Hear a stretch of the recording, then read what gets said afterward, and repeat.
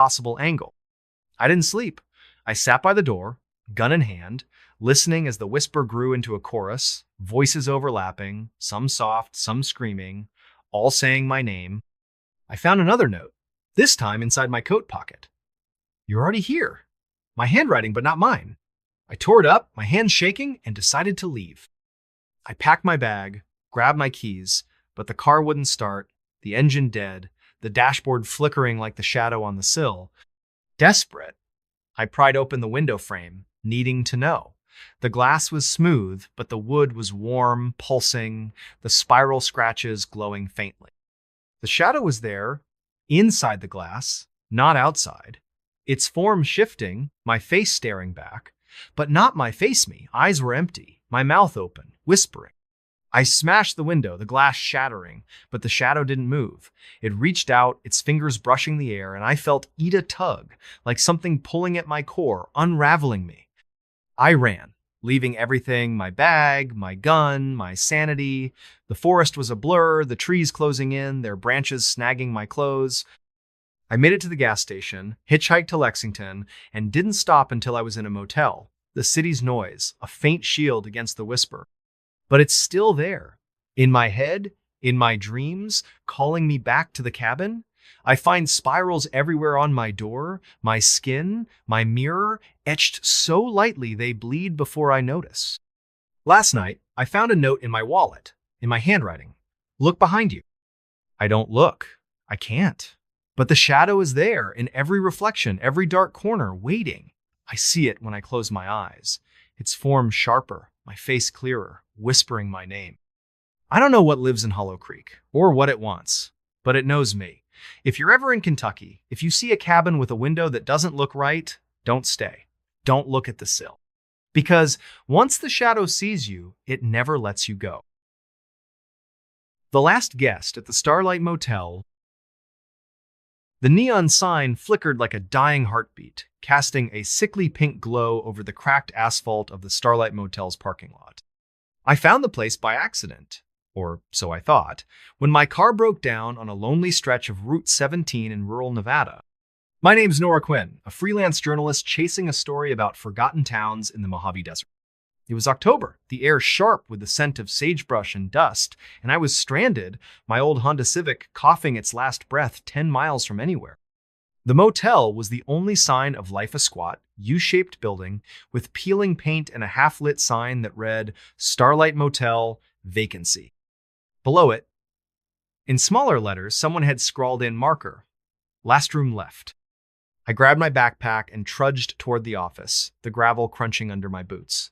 The silence was oppressive, broken only by the faint buzz of the neon and a distant coyote's howl. The office door creaked as I pushed it open, releasing a musty smell of stale coffee and cigarette smoke. A bell above the door jingled, too loud in the quiet. Behind the counter sat a man, gaunt and pale, his eyes sunken like he hadn't slept in years. His name tag read, Cliff. He didn't look up from the crossword puzzle he was scribbling in, but his voice was low, raspy. "Last room's yours, number 13, keys on the hook." I glanced at the wall behind him, where a single key dangled from a rusted hook, the tag marked 13 in faded red ink. "You don't need my name or anything?" I asked, fishing for my wallet. He shook his head, still not looking up. "Don't need it. Just sign the book." He slid a leather-bound ledger across the counter, its pages yellowed and curling. I scrawled my name, noticing the last entry was dated 3 months ago. John Doe, room 13. The handwriting was shaky, the ink smudged like it had been written in a hurry. I handed over a 20, but Cliff waved it away. "First night's free. You'll need it." The words hung in the air, heavy with meaning I couldn't grasp. I took the key, its metal cold against my palm, and headed to room 13. The motel was eerily quiet. The other rooms dark, their curtains drawn tight. My room was at the far end of the U, its door slightly ajar, as if someone had just left. The air inside was damp, smelling of mildew and something metallic, like old pennies. A single bulb flickered overhead, casting long shadows across the faded wallpaper. The bed was made, but the sheets were threadbare, stained with faint brown spots. A rotary phone sat on the nightstand, its cord frayed, and a small mirror hung above a chipped sink. I locked the door, double-checked it, and tried to shake the feeling that I wasn't alone. I called a tow truck, but the line crackled, the operator's voice fading in and out. "Nearest truck's in Reno," she said. "Might be a day or two." I hung up, frustrated, and lay on the bed, staring at the water-stained ceiling. That's when I heard a faint tapping, like fingers drumming on glass. It came from the window, but when I pulled the curtain back, there was nothing, just the empty parking lot and the neon signs flicker. The tapping stopped, then started again, this time from the mirror. I froze, my reflection staring back, but it felt wrong, like the face wasn't quite mine. My eyes looked too wide, my skin too pale. I covered the mirror with a towel, telling myself it was just exhaustion. Sleep didn't come easy. The tapping continued, irregular but persistent, now joined by a low hum, like a refrigerator running in another room. I pulled the pillow over my head, but the sound burrowed into my skull, vibrating in my teeth. Around midnight, the phone rang, a shrill, jarring sound that made me bolt upright. I hesitated, then picked it up. Static crackled, thick and heavy, but beneath it, I heard a voice as soft, almost a whisper, saying my name, Nora, stay. I slammed the receiver down, my heart pounding. The hum stopped, but the silence was worse, thick and suffocating, like the room was holding its breath. The next morning, I went back to the office, determined to get answers. Cliff was there, still hunched over his crossword as if he hadn't moved. "Who else is staying here?" I asked, trying to keep my voice steady. "I heard noises last night." He didn't look up. "Just you. Last guest checked out months ago." "But the ledger?" "Folks come and go," he said, his pencil scratching the paper. "Room 13 special, always the last one taken." I pressed him, but he wouldn't say more. Just pointed me to a diner across the road for breakfast. The diner was a relic, its chrome stools rusted, its formica counters chipped. The waitress, a woman with gray hair and a permanent frown, poured me coffee that tasted like tar.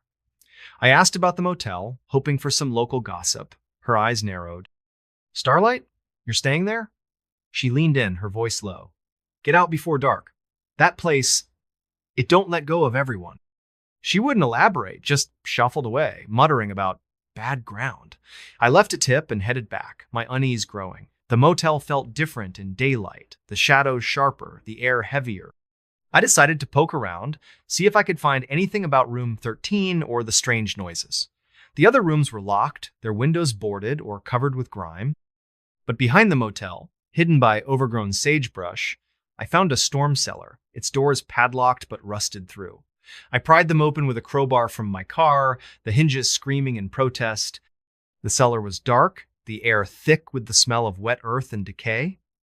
My flashlight revealed shelves lined with jars, their contents murky, floating in cloudy liquid. Old furniture was stacked against the wall shares, a dresser, a cracked mirror like the one in my room. In the corner, under a tarp, was a box of papers. Receipts, maintenance logs, and a guest ledger, different from the one in the office. Its pages were filled with names, all for room 13, dating back decades. Each entry had a note beside it. Didn't leave, gone by morning, heard the song. My name was there too, in my own handwriting, dated yesterday. But I hadn't written in this ledger. I'd signed the one in the office. My hands shook as I stuffed the ledger into my backpack. I needed to get out, tow truck or not. But as I climbed out of the cellar, I heard it again, the tapping, louder now, coming from the direction of my room. I ran back, my boots slipping on the gravel, and found the door to room 13 wide open. Inside, the mirror was uncovered, the towel neatly folded on the bed. My reflection stared back, but it wasn't right. My eyes were wrong, too dark, and my mouth was moving, humming a tune I didn't know. I grabbed my bag and bolted for the car, but the key wouldn't turn. The engine sputtered, then died, the dashboard lights flickering like the neon sign. The tapping was everywhere now, on the windows, the roof, the hood, a relentless rhythm that matched the hum in my head. I stumbled out, the desert air cold against my skin, and ran toward the highway, hoping to flag down a car. But the road was empty. The horizon swallowed by a creeping fog that hadn't been there an hour ago. I don't know how long I walked, but the motel kept appearing, no matter which direction I went. The neon sign glowed brighter, the words, last room left, pulsing like a lure. I tried to call for help, but my phone was dead. Its screen cracked, showing a photo I hadn't taken. Me standing in room 13, my face blank, my hands pressed against the mirror. Desperate, I went back to the office. Cliff was gone, the crossword abandoned, half finished. The ledger was open, my name now circled in red ink with a new note, singing. I tore through the office, looking for anything, a phone, a map, a way out. In a drawer, I found a Polaroid, faded but clear. A woman in room 13, her face pale, her eyes empty, standing in front of the mirror. On the back, in the same shaky handwriting as the ledger, she stayed too long. The hum was louder now, a song without words, pulling me back to room 13. I fought it, my nails digging into my palms, but my feet moved anyway, step by step, until I was standing in the room again. The mirror was waiting, its surface rippling like water. My reflection smiled, but I wasn't smiling. It raised a hand, beckoning, and I felt a tug, not just in my mind, but in my chest, like something was unraveling inside me. I don't know how I broke free. I remember screaming, smashing the mirror with the phone, glass shattering across the floor. The hum stopped, the room silent, but the air was thick, heavy with the scent of blood. I ran, leaving everything, my bag, my car, my sanity. I hitchhiked to Reno, my hands trembling, my mind replaying the song I couldn't shake. I told myself it was over, that I'd escaped. But it's not over. The hum is still there, faint but growing, like a radio signal tuning in. At night, I see the motel in my dreams, the neon sign flickering, the mirror whole again, my reflection waiting. Last week, I found a key in my pocket, rusted and cold, marked 13. I live in a city now, far from the desert, but yesterday, I saw Ita neon sign in an alley, flickering pink, the words, last room left, glowing in the dark. I don't sleep anymore. The song is louder, and sometimes I catch myself humming along, my voice, not my own. I don't know what the Starlight Motel is, or what it wants, but it's not done with me. If you're ever on Route 17, if you see a neon sign in the desert, keep driving. Don't stop. Don't take the key, because once you check into room 13, you never check out. The Hollow Choir. The rain came down in sheets, a relentless gray curtain that blurred the world beyond the windshield. I was driving home from a weekend in Portland, my headlights cutting weak beams through the storm as I navigated the winding backroads of Southern Oregon. The radio had long since fizzled into static, leaving only the rhythmic thump of wipers and the hiss of tires on wet asphalt. I was tired, bone tired after a fight with my girlfriend that had left me raw and restless. Maybe that's why I didn't notice the sign at first. It was small, rusted, leaning crookedly at the edge of the road like it had been forgotten for decades. Hollow Creek, 3 miles. I frowned, squinting through the rain. I'd driven this route 100 times, and I'd never seen a turnoff for any place called Hollow Creek. My GPS was useless out here, the screen stuck on a loading spiral, so I figured it was just an old logging road or some ghost town marker. Still, something about it tugged at me, a faint, uneasy pull, like a whisper you can't quite hear but feel in your chest. I kept driving, the sign fading into the rearview mirror, but the name stuck with me. Hollow Creek. It sounded wrong, like a name you'd find scratched into the bark of a tree in a place nobody goes. 10 minutes later, the rain got worse. A deluge that turned the road into a river. My old Civic started to hydroplane, the wheel jerking in my hands. I cursed, slowing to a crawl, when my headlights caught something up ahead, a flicker of white through the trees. It was a figure. A woman, maybe, standing motionless at the edge of the road. She was dressed in something pale, a dress or a nightgown, soaked through and clinging to her skin. Her hair hung in dark, wet strands over her face, and she was just standing there, head tilted slightly, like she was listening to something I couldn't hear. My stomach twisted. This was the middle of nowhere, miles from any house or gas station. Nobody should be out here, not in this storm. I slowed the car to a stop, my hands tight on the wheel. Part of me wanted to keep driving. Every horror movie I'd ever seen screamed at me to do just that, but she looked like she needed help. I rolled down the window, rain spattering my face. "Hey," I called, my voice barely cutting through the downpour. "You okay? Need a ride?" She didn't move, didn't even flinch, just stood there, her head tilted, her body unnaturally still. The air felt heavy, like the storm was pressing down on me, and I swear I heard something a low hum, like a distant choir, rising and falling with the wind. I leaned out further, shouting again, but before I could say anything else, she turned and walked into the trees. Not ran. Walked. Slow, deliberate, like she knew exactly where she was going. I sat there, heart pounding, staring at the spot where she'd vanished. The hum was gone, replaced by the drumming rain and my own uneven breathing. I told myself it was nothing. A drifter, maybe, or someone from a nearby campsite. But the unease lingered, sharp and cold, like a blade against my spine. I glanced at the dashboard clock 11:47 p.m., and decided I needed to get moving. That's when I saw the sign again. Hollow Creek, 3 miles. My breath caught. It was the same sign, same rusted edges, same faded letters, but I hadn't turned around. I'd been driving straight, no loops, no detours. There was no way it could be here again. I pressed the gas, harder than I meant to, the tires spinning before catching. I didn't care. I just wanted to get out of there, away from that sign, that woman, that hum that still echoed faintly in my skull. But the road didn't cooperate. It twisted, narrowed, the trees closing in until their branches scraped the sides of my car. The headlights flickered, and for a split second, I thought I saw her again, standing in the middle of the road, her pale dress glowing in the dark. I slammed on the brakes, my chest heaving, but there was nothing, just rain and shadows. Then the engine died. The silence was worse than the storm. No hum of the motor, no wipers, just the rain hammering the roof like 1,000 tiny fists. I turned the key, but the car only clicked, dead as a stone. My phone was useless, no signal, no GPS, just a blank screen reflecting my own pale face. I sat there, listening to my heartbeat, trying to think.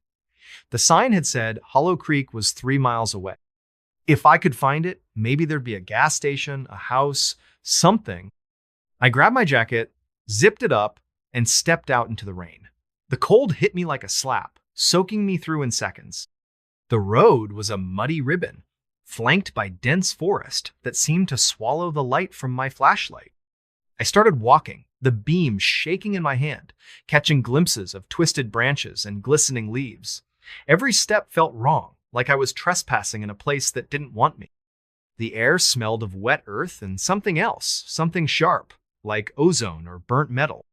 After what felt like an hour, I saw lights ahead. Not headlights, but a faint, flickering glow, like candles in a window.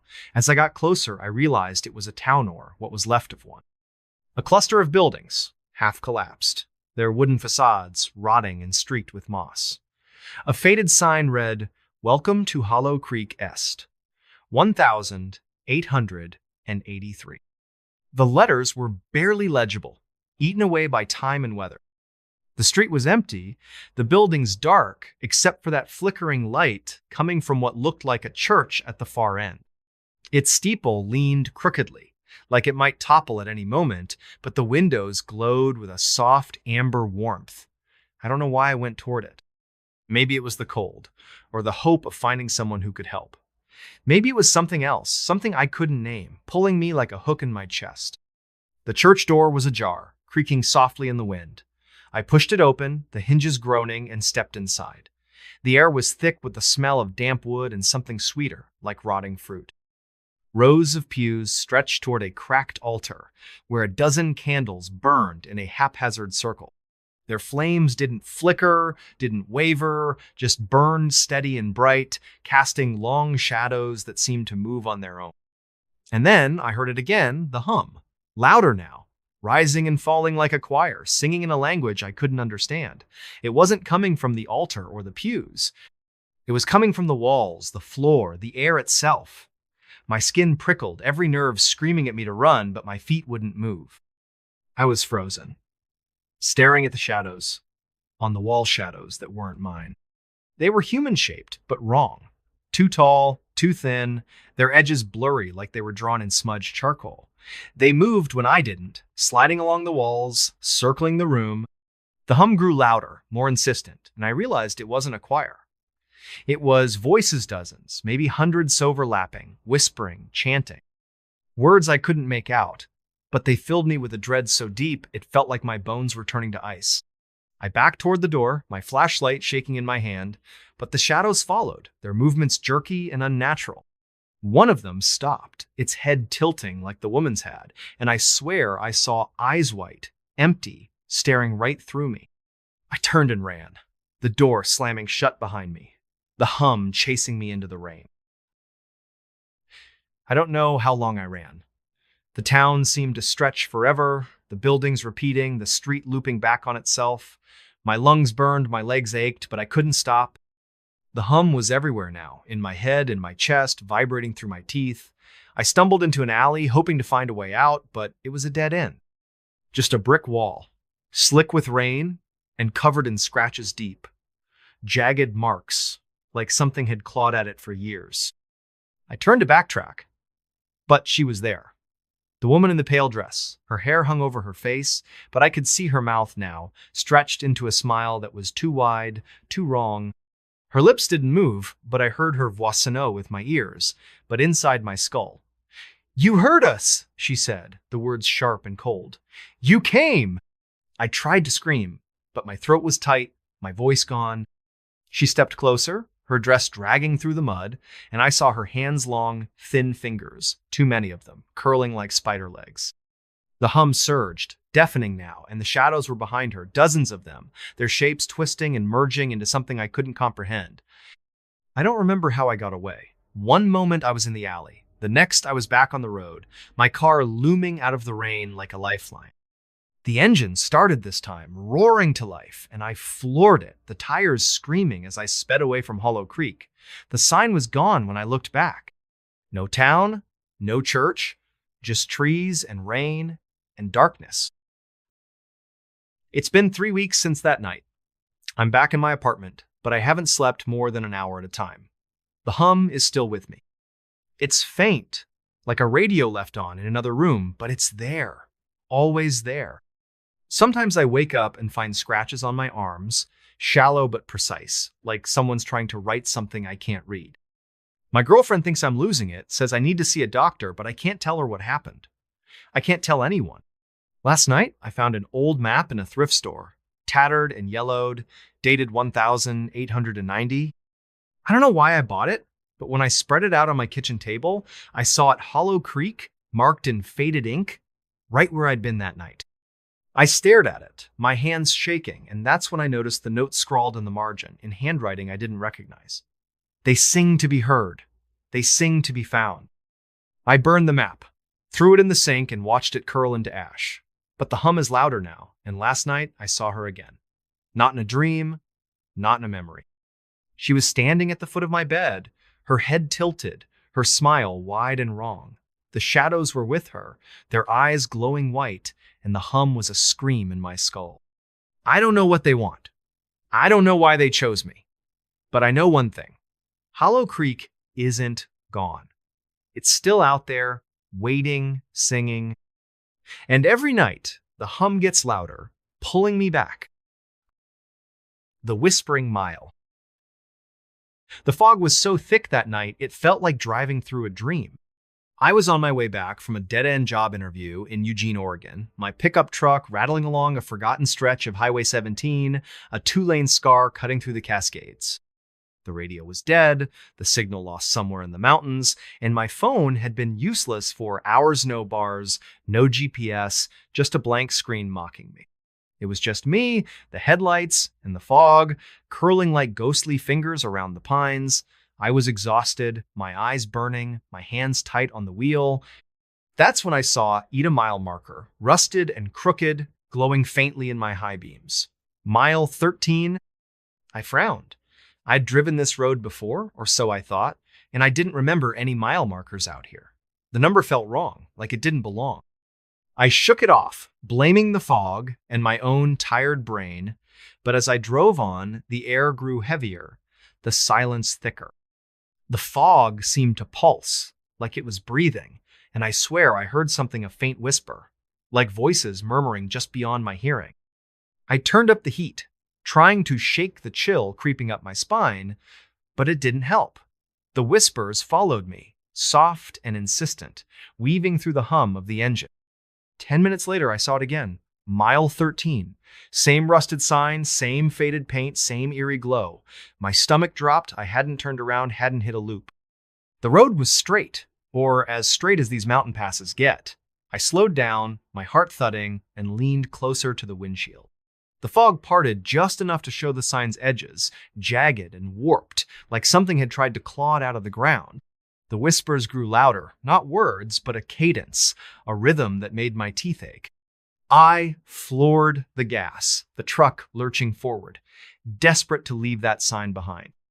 But the road seemed to fight me, twisting tighter, the pines closing in until their branches scraped the truck's sides like nails on a chalkboard. The headlights flickered, and for a split second, I saw something in the foga shape, tall and thin, standing just off the road. It wasn't human, not quite. Its limbs were too long, its head too small, and it moved wrong, like a puppet with half its strings cut. I blinked, and it was gone. But the whispers surged, filling the cab with a sound that wasn't sound, a pressure that squeezed my skull. Then the engine sputtered and died. The silence was a physical thing, heavy and suffocating, broken only by the soft patter of fog against the windshield.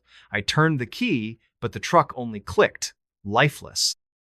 My phone was still dead, the screen reflecting my own wide-eyed stare.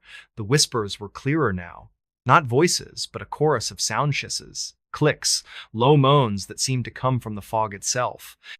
I grabbed my flashlight from the glove box, its beam weak and trembling, and stepped out into the cold. The air smelled wrong, like damp stone and something metallic, like blood or rust. The fog was so dense I could barely see 10 feet ahead, the pines looming like silent sentinels. I started walking, following the road, the mile marker's glow fading behind me.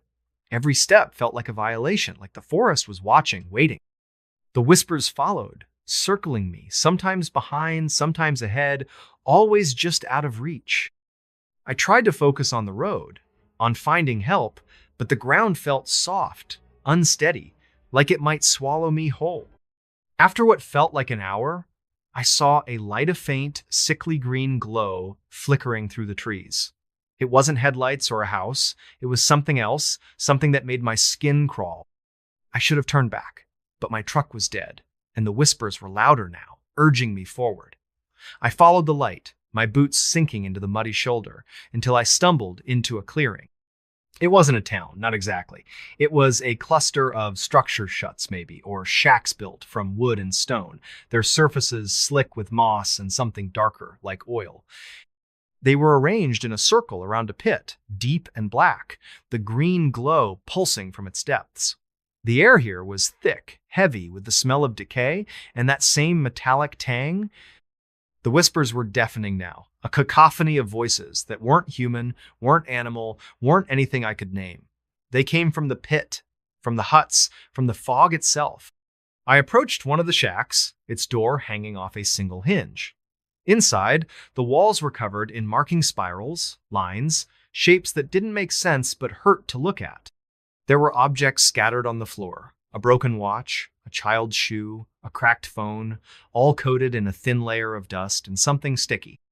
My flashlight caught a mirror in the corner, its surface warped and cloudy. I looked into it, and for a moment, I didn't see myself. I saw something, a face that wasn't a face, eyes that weren't eyes, staring back with a hunger that made my blood run cold. I stumbled back, my flashlight dropping, the beam spinning wildly. The whispers surged, and I felt Ida presence, not behind me, but around me, like the fog itself was alive. I ran, my boots slipping in the mud, the green glow pulsing faster, brighter. The shacks seemed to shift, their shapes blurring, the pit yawning wider as I passed. I don't know how I found the road again, but I did, my truck looming out of the fog like a ghost. I climbed in, slammed the door, and turned the key. The engine roared to life, and I didn't look back. I drove, the fog pressing in, the whispers clawing at my mind. The mile marker appeared again, mile 13, but I didn't stop. I couldn't. The road stretched on, endless, the fog thickening until I couldn't see the lines anymore. I drove until the whispers faded, until the fog thinned, until I saw a gas station sign glowing in the distance. It's been a month since that night. I'm back in my apartment, but nothing feels right. The whispers are still with me, faint but constant, like static in my brain. I don't sleep much. When I do, I dream of the pit, the green glow, the thing in the mirror. My hands shake when I hold a coffee mug, and sometimes I find marks on my skin-thin, curving lines like the spirals on those walls. They fade by morning, but they're always back by night. I tried to find Highway 17 again to prove it was real, but it's not on any map. I drove the route last week, and there was no mile marker, no clearing, no shacks. Just trees and fog and silence. But yesterday, I found something in my truck. Tucked under the passenger seat, piece of stone, smooth and cold, carved with a spiral that makes my eyes ache. I don't remember taking it. I don't remember a lot of things. Last night, I woke up to the whispers again. Louder, closer. I turned on the light, and there it was in my wall, a shadow that wasn't mine. Too tall, too thin, its head tilted like it was listening. I blinked, and it was gone, but the whispers stayed, and so did the glow of faint green light seeping from under my bedroom door. I don't know what I found out there, on mile 13. I don't know what followed me home. But the whispers are growing louder, and every night they call me back to the fog, to the pit, to the thing that isn't a thing. And I'm starting to think it's not a question of if I'll go back, but when. The Whispering Pines. I don't know why I kept the old cassette tape. It was just sitting there in a cardboard box labeled Dad's Junk when I cleaned out his attic after he passed. Most of it was worthless rusted tools, faded Polaroids, a couple of fishing lures tangled in twine. But that tape, labeled Pine Hollow, 1993 in his shaky handwriting, felt different. Heavy, somehow. I should have tossed it. I wish I had. My name's Caleb. And I'm not the kind of guy who believes in ghost stories. I'm a mechanic, 34 years old, living in a one-bedroom apartment in Boise, Idaho. I fix engines, drink cheap beer, and mind my own business. But that tape, it's why I'm telling you this now, with my hands shaking and the lights on at 2 a.m. Because what I heard on it, what I found changed everything. It started last fall when I drove up to Pine Hollow, a speck of a town in northern Idaho, to settle my dad's estate. He'd lived there his whole life, a quiet man who kept to himself after Mom left when I was a kid. Pine Hollow's the kind of place you'd miss if you blinked population 412, one gas station, one diner, and a whole lot of nothing else. The town's nestled in a valley surrounded by dense pine forests, the kind that seem to swallow sound and light. The air always smells like sap and damp earth, and the wind carries this low, eerie whistle when it cuts through the trees. Dad's house was a sagging two-story on the edge of town, backed right up against the woods. The attic was a mess, and I spent days sorting through his stuff. That's when I found the tape tucked inside a metal fishing tackle box. No player, just the cassette, its plastic case cracked but intact. I figured it was one of Dad's old fishing trip recordings she used to narrate his outings like some wannabe nature documentarian. But the label, Pine Hollow 1993, bugged me. That was the year I turned 2, the year Mom left, the year Dad stopped talking about the woods. I didn't have a cassette player, so I drove to the only electronics store in a 50-mile radius, a pawn shop in Coeur d'Alene. The guy behind the counter, a wiry dude with a neck tattoo, sold me a dusty Walkman for $10. That night, back at Dad's house, I sat at the kitchen table, the tape in hand, hesitating. The house was too quiet, the kind of quiet that makes you hear your own heartbeat. Outside, the pines swayed in the wind, their branches scratching the roof like fingers on a chalkboard. I popped the tape in and pressed play. Static hissed through the headphones, loud enough to make me wince. Then Dad's voice came through, low and unsteady, not the warm baritone I remembered from childhood. October 12, 1993. This is John Tanner. If you're listening to this, something's gone wrong. I'm in the woods behind Pine Hollow, near the old logging trail. I don't know what's out here, but it's not right. A pause. Wind howled through the recording, sharp and biting. Then a low, guttural hum, like a distant machine, but softer, almost alive. My skin prickled. It started 3 nights ago. I saw something out here, in the trees. Eyes, maybe. Too big to be a bear, too still to be human. I thought it was nothing, just my head playing tricks. But it's been following me, watching. Last night, it got closer. I heard it whispering my name. The tape cut out for a second, then snapped back. Dad's voice was quieter now, like he was crouching, hiding. I'm leaving this here in case I don't make it back. If you find this, don't come looking for me. Don't go into the pines. The recording ended with a sharp click. I sat there, frozen, the Walkman still buzzing faintly in my ears. The kitchen felt colder, the shadows deeper. I glanced out the window, half expecting to see something staring back from the tree line. Nothing but darkness and the faint sway of branches. I didn't sleep that night. I kept the lights on, the tape on the table like some cursed artifact. Part of me wanted to burn it, to pretend I'd never heard it.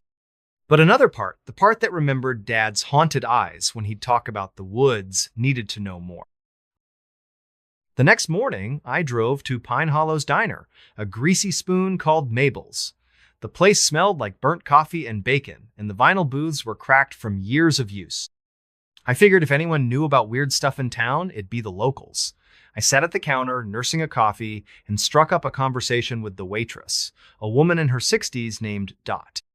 She had a smoker's rasp and a no-nonsense stare. "You're John Tanner's boy, aren't you?" she said, refilling my mug without asking. "Yeah, Caleb. I'm just here to clean out his place." She nodded, her eyes flicking to the window toward the woods. "He was a good man, your dad. Kept to himself after 93. My pulse quickened. What happened in 93? Dot's face tightened, like she'd said too much. She wiped her hands on her apron and leaned in, voice low. "Folks don't talk about it much. That was a bad year. People went missing, hikers mostly. Some said it was a bear, others said something else. Your dad was out in those woods a lot back then. Came back different, quieter. Did he ever say what he saw?" She shook her head.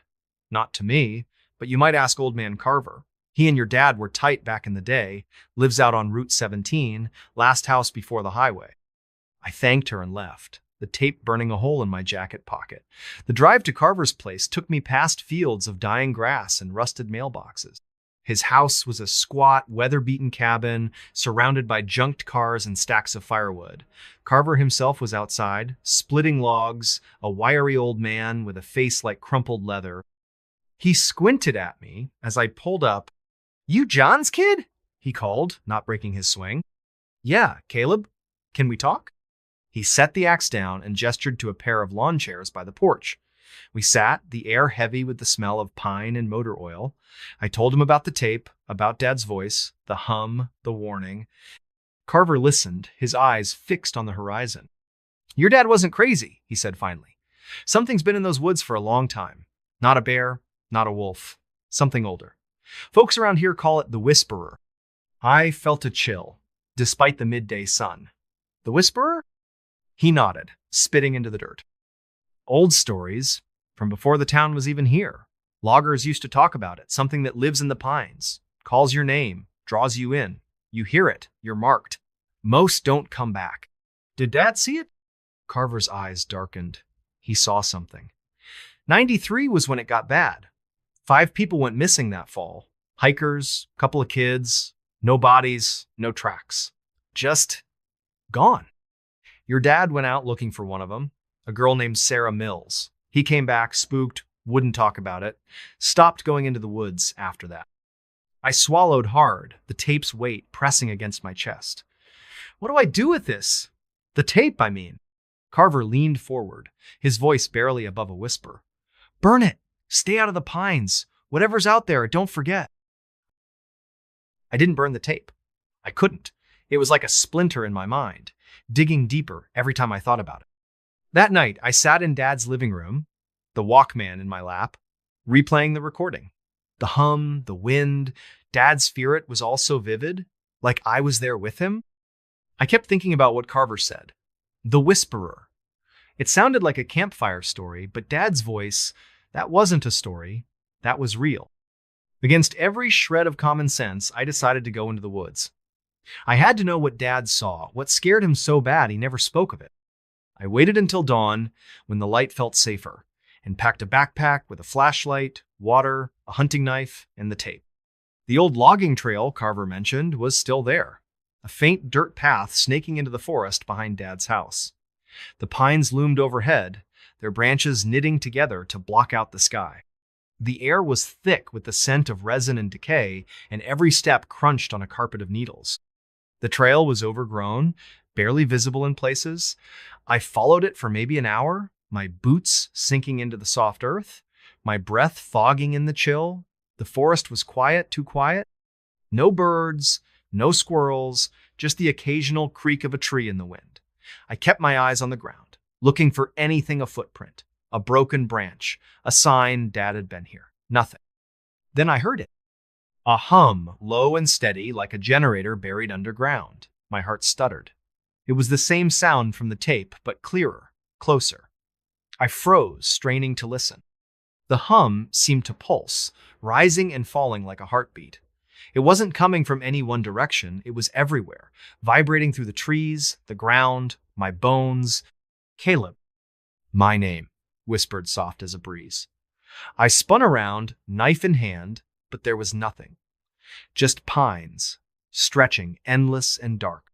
My pulse hammered in my ears, and for a second I thought I saw something, a shadow, tall and thin, flickering between the trees. But when I blinked, it was gone. I should have turned back. Every instinct screamed at me to run. But I kept going, deeper into the woods, the hum growing louder, the air heavier. The trail petered out, leaving me in a clearing ringed by ancient pines, their trunks gnarled and twisted like they'd been screaming for centuries. In the center was a pile of stones, moss-covered and uneven, like a makeshift altar.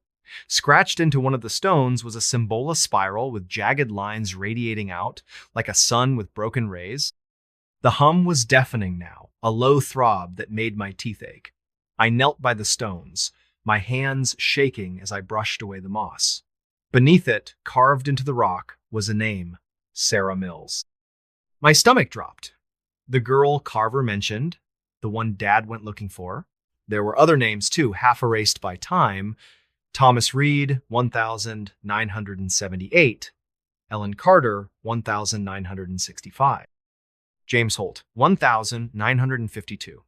Dozens of them etched into the stones like a memorial, or a warning. Caleb. The whisper came again, closer this time, right behind me. I stumbled back, my knife slipping from my sweaty grip. The air felt wrong, like it was pressing down on me, thick and suffocating. I grabbed my flashlight and swung it around, the beam cutting through the gloom. Nothing, just trees and shadows and that goddamn hum. Then I saw it. At the edge of the clearing, half hidden by a pine, was a figure, tall, impossibly thin, its limbs bent at wrong angles, like a marionette with cut strings. Its face, if it had one, was lost in shadow, but I could feel it watching me, its gaze heavy and cold. My flashlight flickered, the beam stuttering, and in that split second, the figure was gone. I ran. I don't know how long or how far, branches clawing at my face, my breath ragged in my throat. The hum chased me, louder with every step, and my name echoed through the trees, over and over, in a voice that wasn't human. I didn't stop until I stumbled out of the woods, back onto Dad's property, the house looming like a lifeline. I locked the door, barricaded it with a chair, and sat there, panting, the knife clutched to my chest. I didn't leave the house for 2 days. I kept the lights on, the curtains drawn, the tape locked in a drawer. Sleep came in fits, broken by nightmares of spiraling symbols and eyeless faces. Every creak of the house, every gust of wind, sounded like my name being whispered. I called a realtor and told her to sell the place as is. I didn't care about the money, I just wanted out. But the tape, I couldn't leave it behind.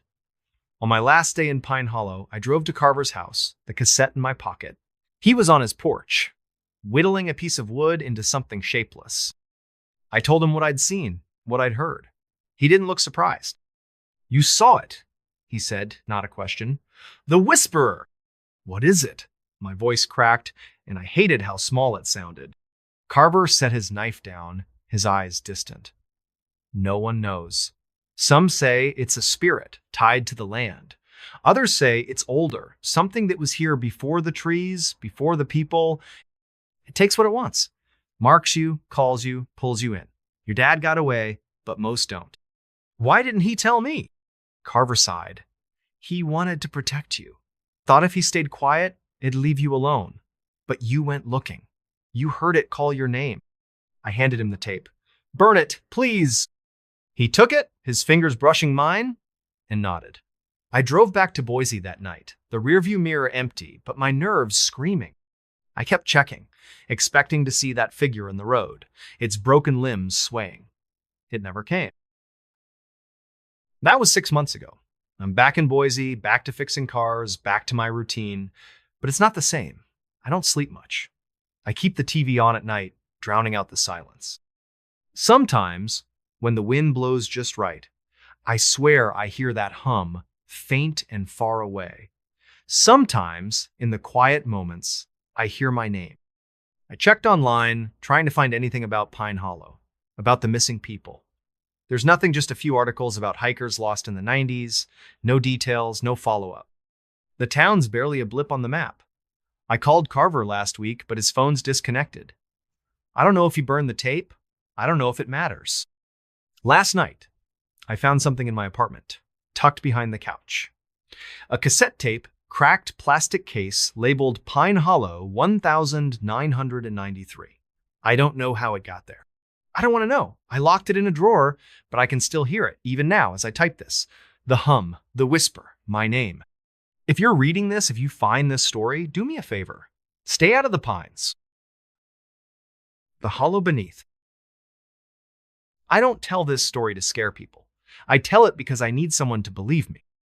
My name's Hannah, and I'm 29, a nurse who moved to Black Creek, Montana, 2 years ago for a job at the county clinic. Black Creek's a nowhere town, population 600, surrounded by endless wheat fields and a single stretch of forgotten highway. The kind of place where the sky feels too big and the night's too dark. I thought it'd be quiet, a fresh start after a bad breakup. But what happened last winter, what I found under that gas station, changed me. I don't sleep anymore. I don't trust silence. It started with a patient, an old man named Amos Reed. He came into the clinic one November evening, shivering in a threadbare coat, his eyes wild and bloodshot. His hands were raw, like he'd been digging in frozen dirt. I was working the night shift alone, the fluorescent lights buzzing overhead, the air thick with the smell of antiseptic and stale coffee. Amos wouldn't sit still, kept muttering about the hollow and the voices under the pumps. I figured he was drunk or off his meds. Black Creek had its share of eccentrics, but his fear was real, raw, like he'd seen something that broke him. They're down there, Hannah, he whispered, grabbing my wrist with surprising strength. His nails dug into my skin, leaving crescent-shaped marks. Under the gas station on Route 12, they talk to me when I fill up my truck. They know my name. I humored him, checked his vitals, and sent him home with a referral to a psych in Billings. But his words stuck with me, burrowing into my thoughts like a splinter. The gas station, he mentioned, was the only one in town, a rundown Texaco with flickering neon signs and pumps so old they creaked when you used them. I passed it every day on my way to work, its cracked pavement and peeling paint a constant in Black Creek's gray landscape. I'd never thought much of it until Amos. A week later, I heard he was dead. Found in his truck off Route 12, engine still running, his eyes wide open and his hands clutching the wheel. The coroner called it a heart attack, but the sheriff's deputy who came by the clinic said something else. No marks on him, he told me, his voice low. But the way he looked, like he saw something he couldn't unsee. I tried to shake it off.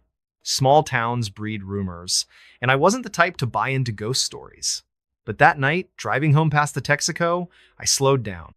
The station was dark, the pumps standing like silent sentinels under the sodium lights. The air felt heavy, like a storm was coming, though the sky was clear. I don't know why I stopped. Curiosity, maybe? Or something else. Something I can't explain. I pulled into the lot, my headlights cutting through the darkness, and sat there, engine idling, staring at the pumps. That's when I heard it. A low, rhythmic thrum, like a heartbeat pulsing through the ground. It wasn't loud, but it was wrong, like it didn't belong in the world. My skin prickled, and for a moment, I thought I saw something move near the pump's shadow. Too tall, too thin, gone when I blinked. I told myself it was the lights playing tricks, but my hands were shaking as I drove away. How? I couldn't let it go. Amos's words, the thrum, the shadow they haunted me. The next night, I went back. It was stupid, I know, but I needed answers. I parked behind the station, where the lot backed up to a field of dead grass, and grabbed a flashlight and a crowbar from my trunk. The station was closed, the windows dark. The only sound the faint hum of the neon sign flickering Texaco in red and white. The air smelled of gasoline and something sour like rotting leaves. The pumps stood in a row, their hoses coiled like snakes. I walked to the one farthest from the station, where Amos said he'd heard the voices. The thrum was there again, stronger now, vibrating through my boots. I knelt down, shining my flashlight on the concrete slab beneath the pump. It looked ordinary, cracked and stained, but there was a seam, a faint outline of a trap door, barely visible under years of grime. My heart pounded. I shouldn't have been there.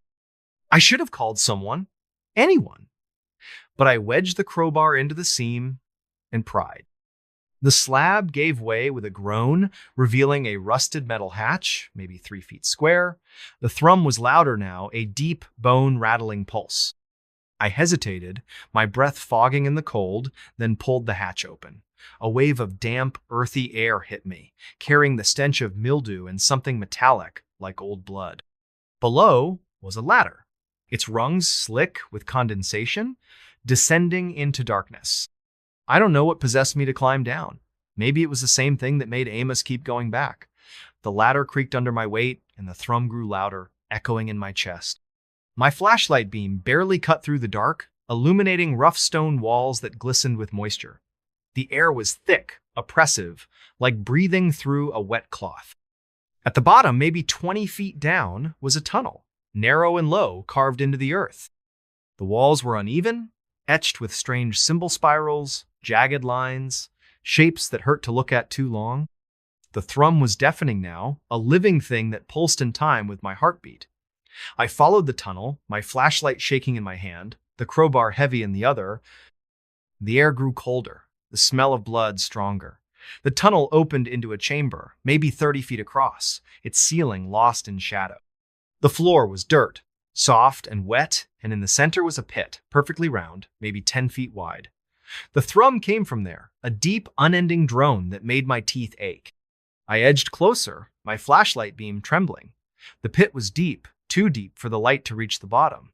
But there was something down there movement, faint and fluid, like oil shifting in water. And then I heard it. My name, Hannah. A whisper, soft and dry, like leaves scraping stone. It didn't come from the pit. It came from behind me. I spun around, my flashlight catching nothing but empty air. The chamber felt smaller, the walls closer, like they were breathing. Hannah. The whisper came again, from the left now, then the right, circling me. My pulse roared in my ears, and I backed toward the tunnel, my crowbar raised. The shadows moved, not like a person, not like anything I could name, just shapes, tall and wrong, flickering at the edge of my light. I ran. The tunnel seemed longer going back, the symbols on the walls pulsing in time with the thrum. My flashlight flickered, the beam stuttering, and the whispers followed, my name over and over, in voices that weren't humansome, deep and guttural, others high and sharp, like children but cruel. I climbed the ladder, my hands slipping on the rungs, the crowbar clattering into the dark below. When I reached the hatch, I slammed it shut and dragged the concrete slab back into place, my arms burning with the effort. I didn't stop running until I was in my car, doors locked, engines screaming as I tore out of the lot. The thrum faded, but the whispers didn't. They followed me home, faint and distant, echoing in my head as I locked every door and window, drew the curtains, and sat on my couch clutching a kitchen knife. I didn't go to work the next day, or the day after. I called in sick, my voice shaking as I lied about the flu. I couldn't tell anyone what I'd seen, what I'd heard. They'd think I was crazy, like Amos. But I wasn't crazy. I knew what was down there.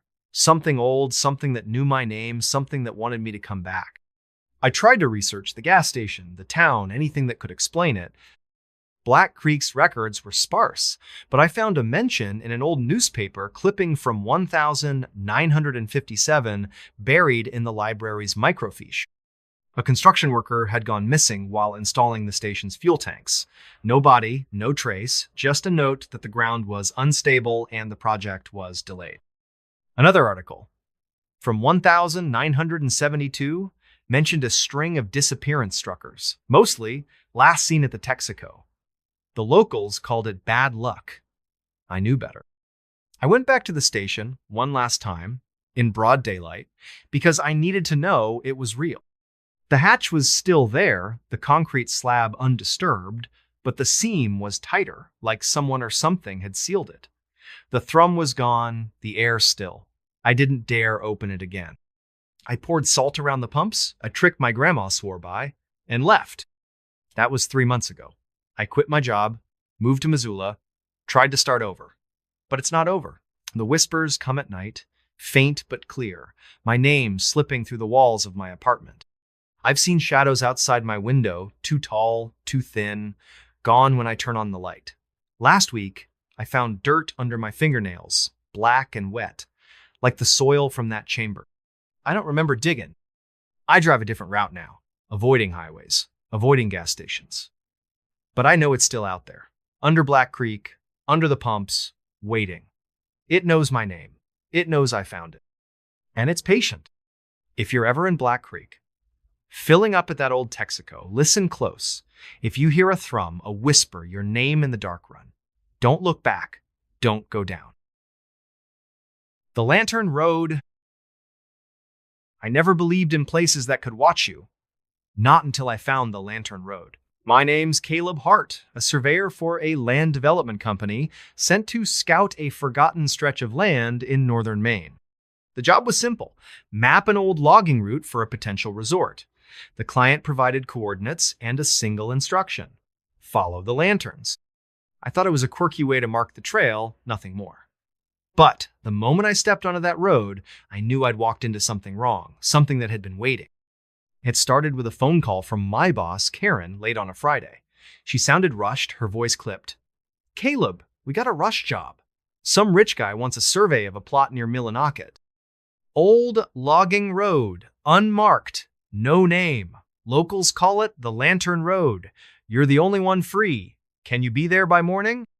I wasn't thrilled. Millinocket was a 6-hour drive from my place in Bangor Butte. The pay was double, and I needed the cash. She emailed me the coordinates and a grainy photo of a dirt path lined with rusted lanterns. Their glass cracked, their frames twisted. The caption read, "Follow the lanterns, don't stray." I figured it was some eccentric landowner's idea of a landmark. I arrived at dawn. The sky, a dull gray that seemed to press down on the forest. The coordinates led to a break in the trees, where a narrow path snaked into the woods. The Lantern Road was exactly as the photos showed. A rutted dirt track, barely wide enough for my Jeep, flanked by ancient lanterns every 50 feet or so. They were old, maybe a century, their metal pitted with rust, their glass clouded with age. None of them were lit, but they gave off a faint glow, like they'd soaked up the last light of the sun. The air was heavy, thick with the smell of damp moss and something sharper, like ozone after a storm.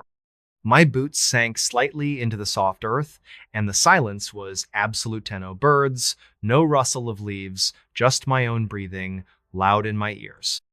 I slung my survey gear over my shoulder and started walking, GPS in hand, marking the path's boundaries. The lanterns were my guide, their eerie glow cutting through the morning fog. At first, it was routine. Measure distances, note elevations, snap photos. But the deeper I went, the more the road felt alive.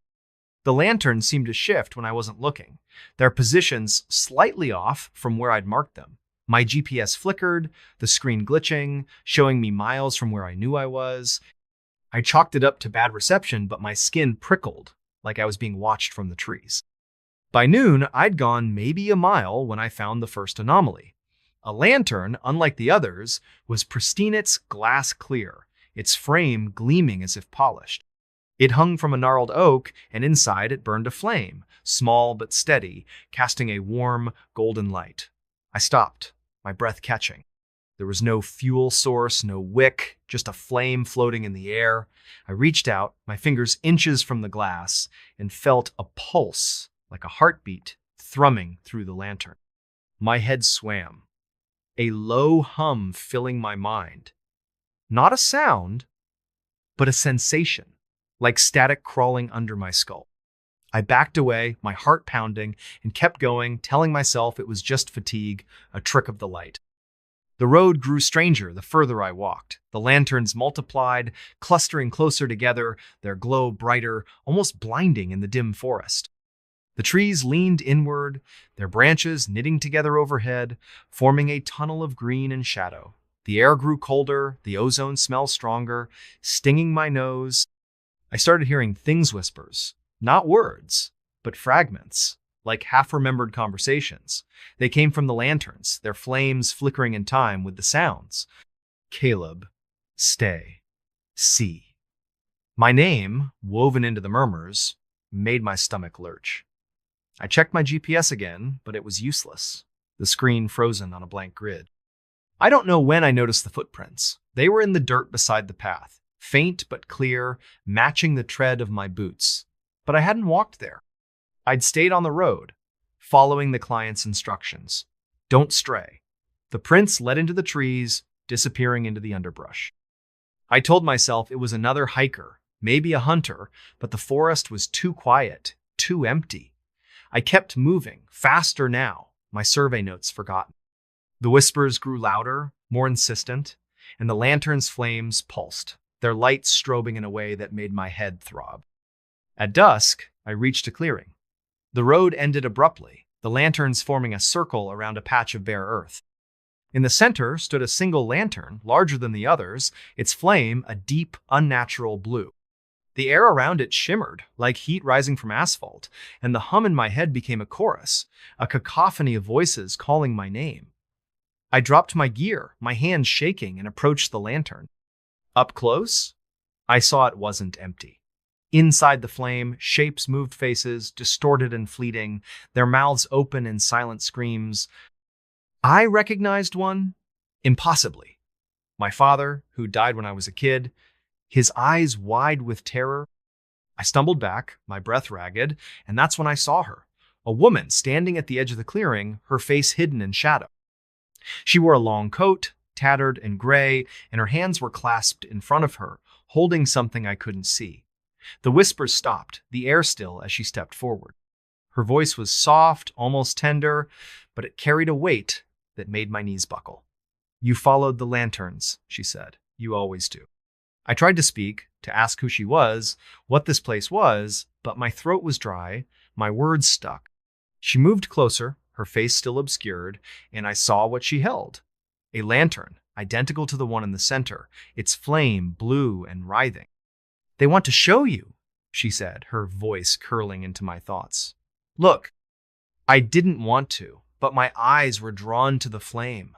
The faces were clearer, now men, women, children, their expressions shifting from fear to anguish to something like ecstasy. And then I saw myself, my face in the flame, my mouth open, my eyes empty, the hum surged, filling my skull, and I felt Oedipal like a tide dragging me under. The woman's hand touched my shoulder, cold and heavy, and she whispered, "Join us." I don't know how I broke free. One moment, I was staring into the flame. The next I was running, the lantern's light blurring past me. The road seemed to twist, the path looping back on itself. The lanterns multiplying, their flames roaring now, a wall of fire and sound. The whispers screamed my name, and the woman's voice was everywhere, soft and relentless.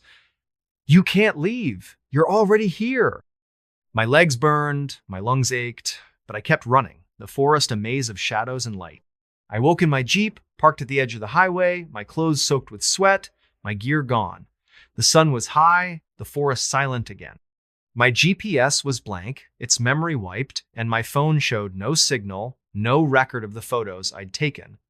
I drove back to Bangor, not stopping until I reached my apartment. I told Karen I'd gotten sick, couldn't finish the job.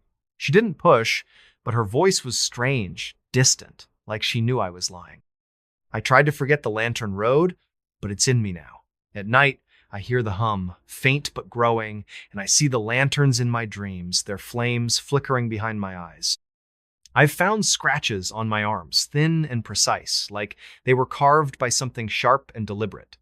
Last week, I found a lantern on my doorstep, small and rusted, its flame burning softly. I didn't touch it, but I heard her voice, the woman's whispering from inside, "He'll come back." I've moved twice since then, but the hum follows, and the lanterns keep appearing in my porch, in my car, outside my window. I don't know what they are, or what they want, but I know they're not done with me. If you're ever in Maine, if you see a dirt road lined with lanterns, don't follow them.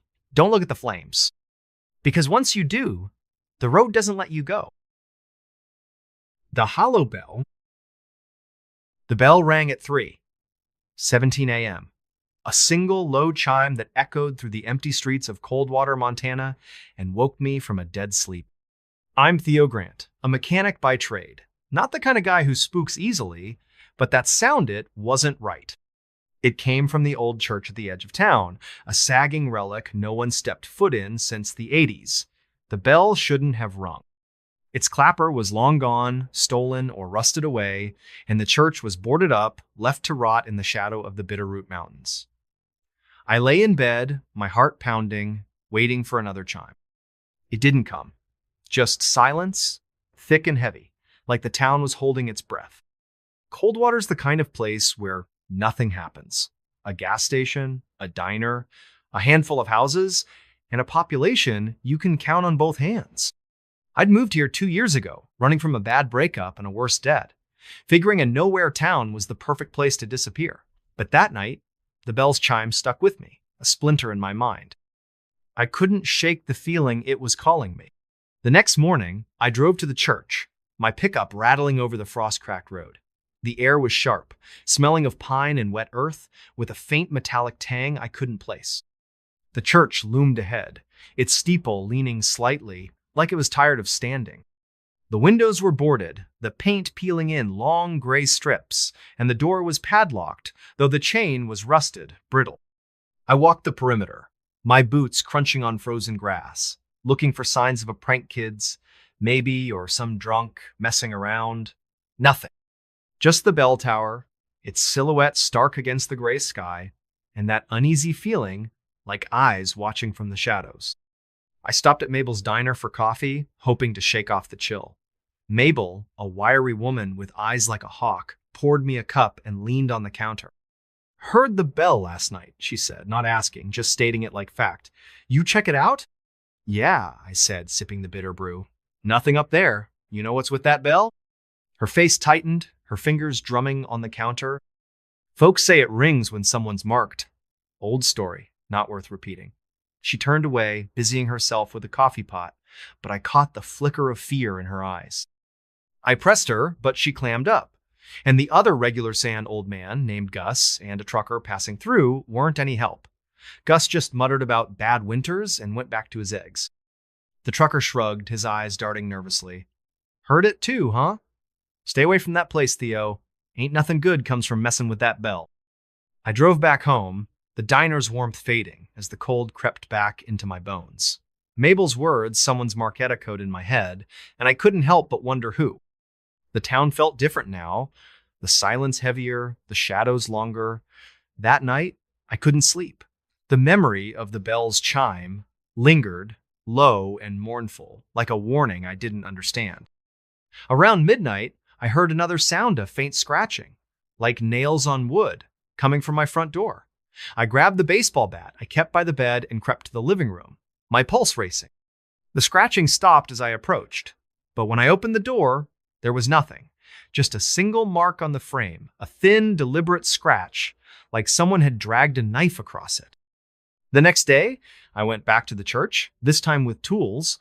The padlock on the door gave way with a quick pry, and I stepped inside, the air thick with dust and the sour smell of decay.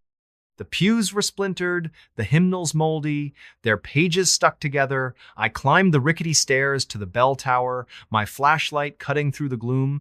The bell was there, massive and tarnished, its surface etched with strange symbol spirals, jagged lines, shapes that seemed to shift when I looked too long. There was no clapper, just as I'd thought, but the inside of the bell was smooth, polished, like it had been cleaned recently. On the floor beneath it was a small pile of ash, still warm, smelling faintly of something sweet and rotten. I took photos, my hands shaking, and sent them to a friend, an amateur historian named Rachel. She called me an hour later, her voice tight. "Those symbols aren't random, Theo.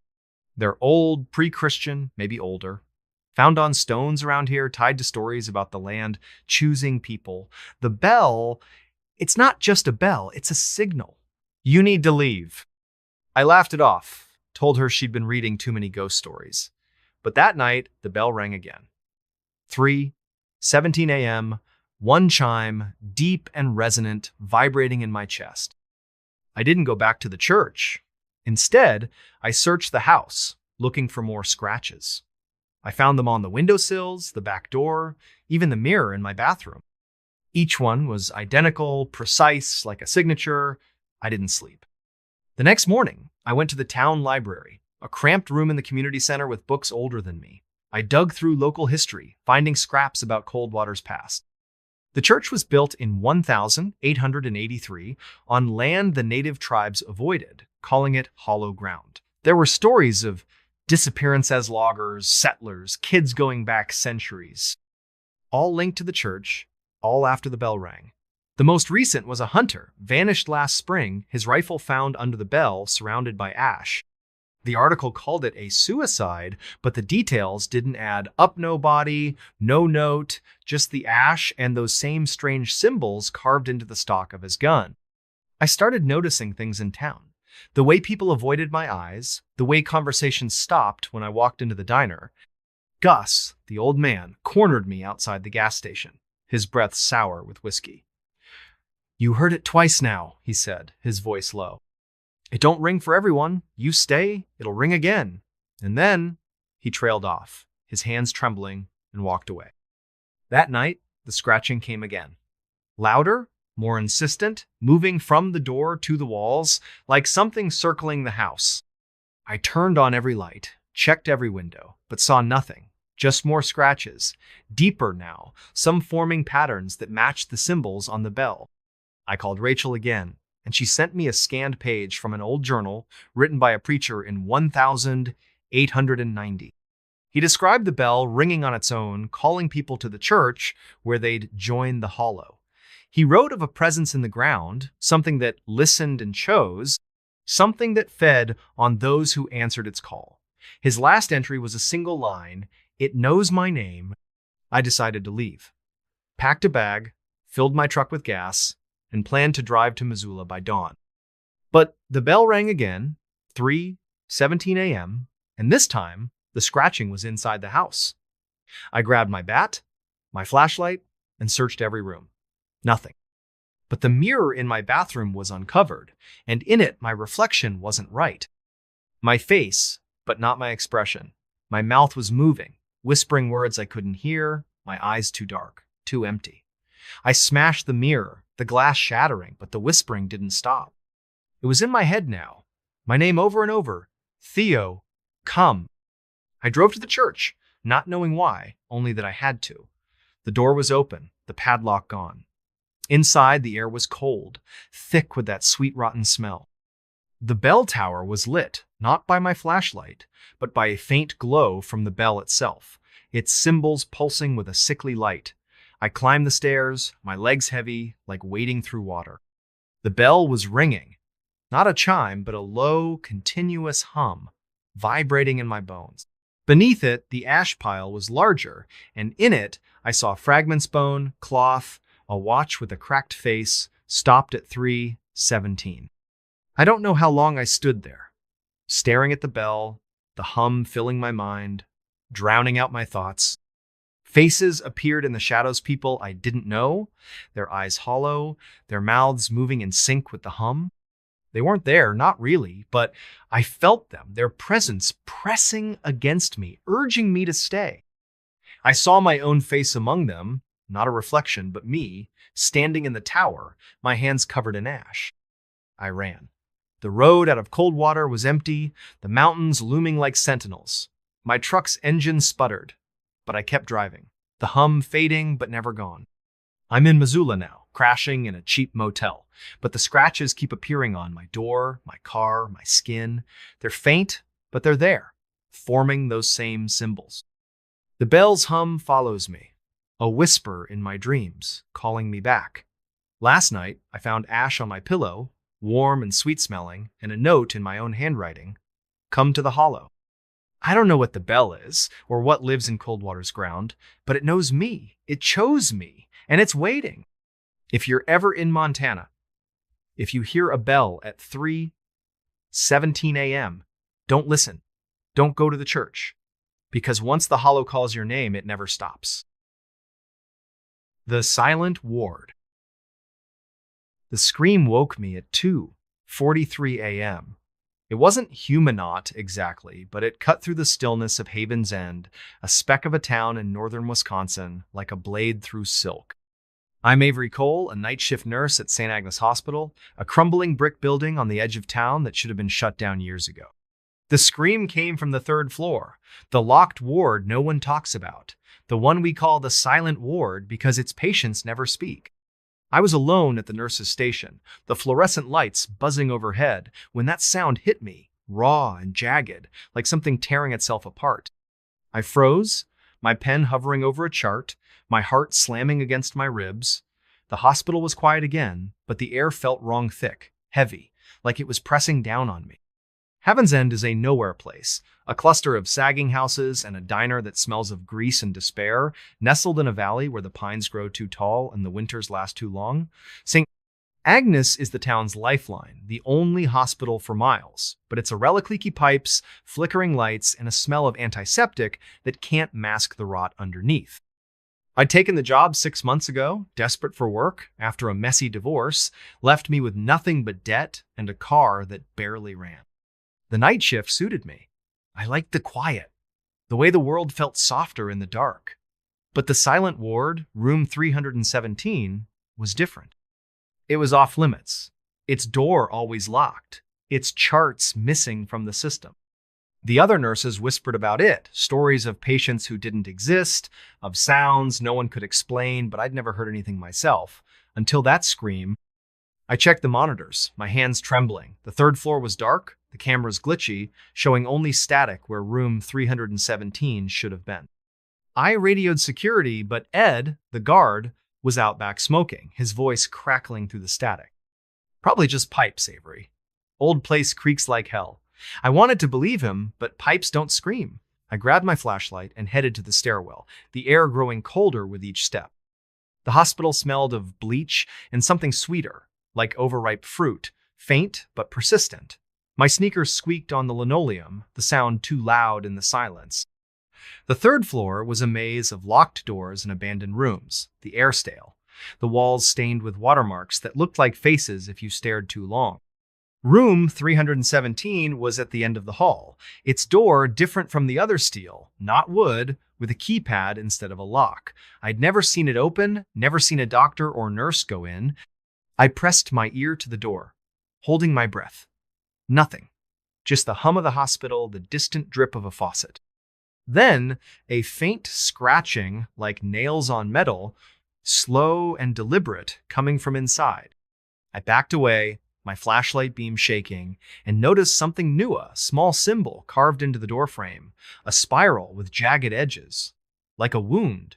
It hadn't been there yesterday. I didn't sleep when my shift ended. The scream stayed with me, looping in my head, and that symbol burned behind my eye. I drove to the diner, the only place open at 6 a.m., and asked Margie, the waitress, about the hospital. She'd lived in Haven's End her whole life, her face lined like old leather. St. Agnes ain't right, she said, pouring me coffee that tasted like tar. Built on bad land. Folks used to say the ground there listens. She wouldn't say more, just shook her head and muttered about keeping your distance.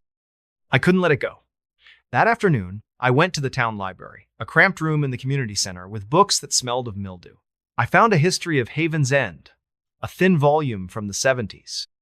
St. Agnes was built in 1910 on land donated by a reclusive family, the Harts, who'd vanished by 1920. There were stories of strange illnesses, patients who went mad, doctors who quit without explanation. The silent ward was mentioned once in a footnote. Room 317, reserved for special cases, closed to staff. No details, just a warning, do not enter without clearance.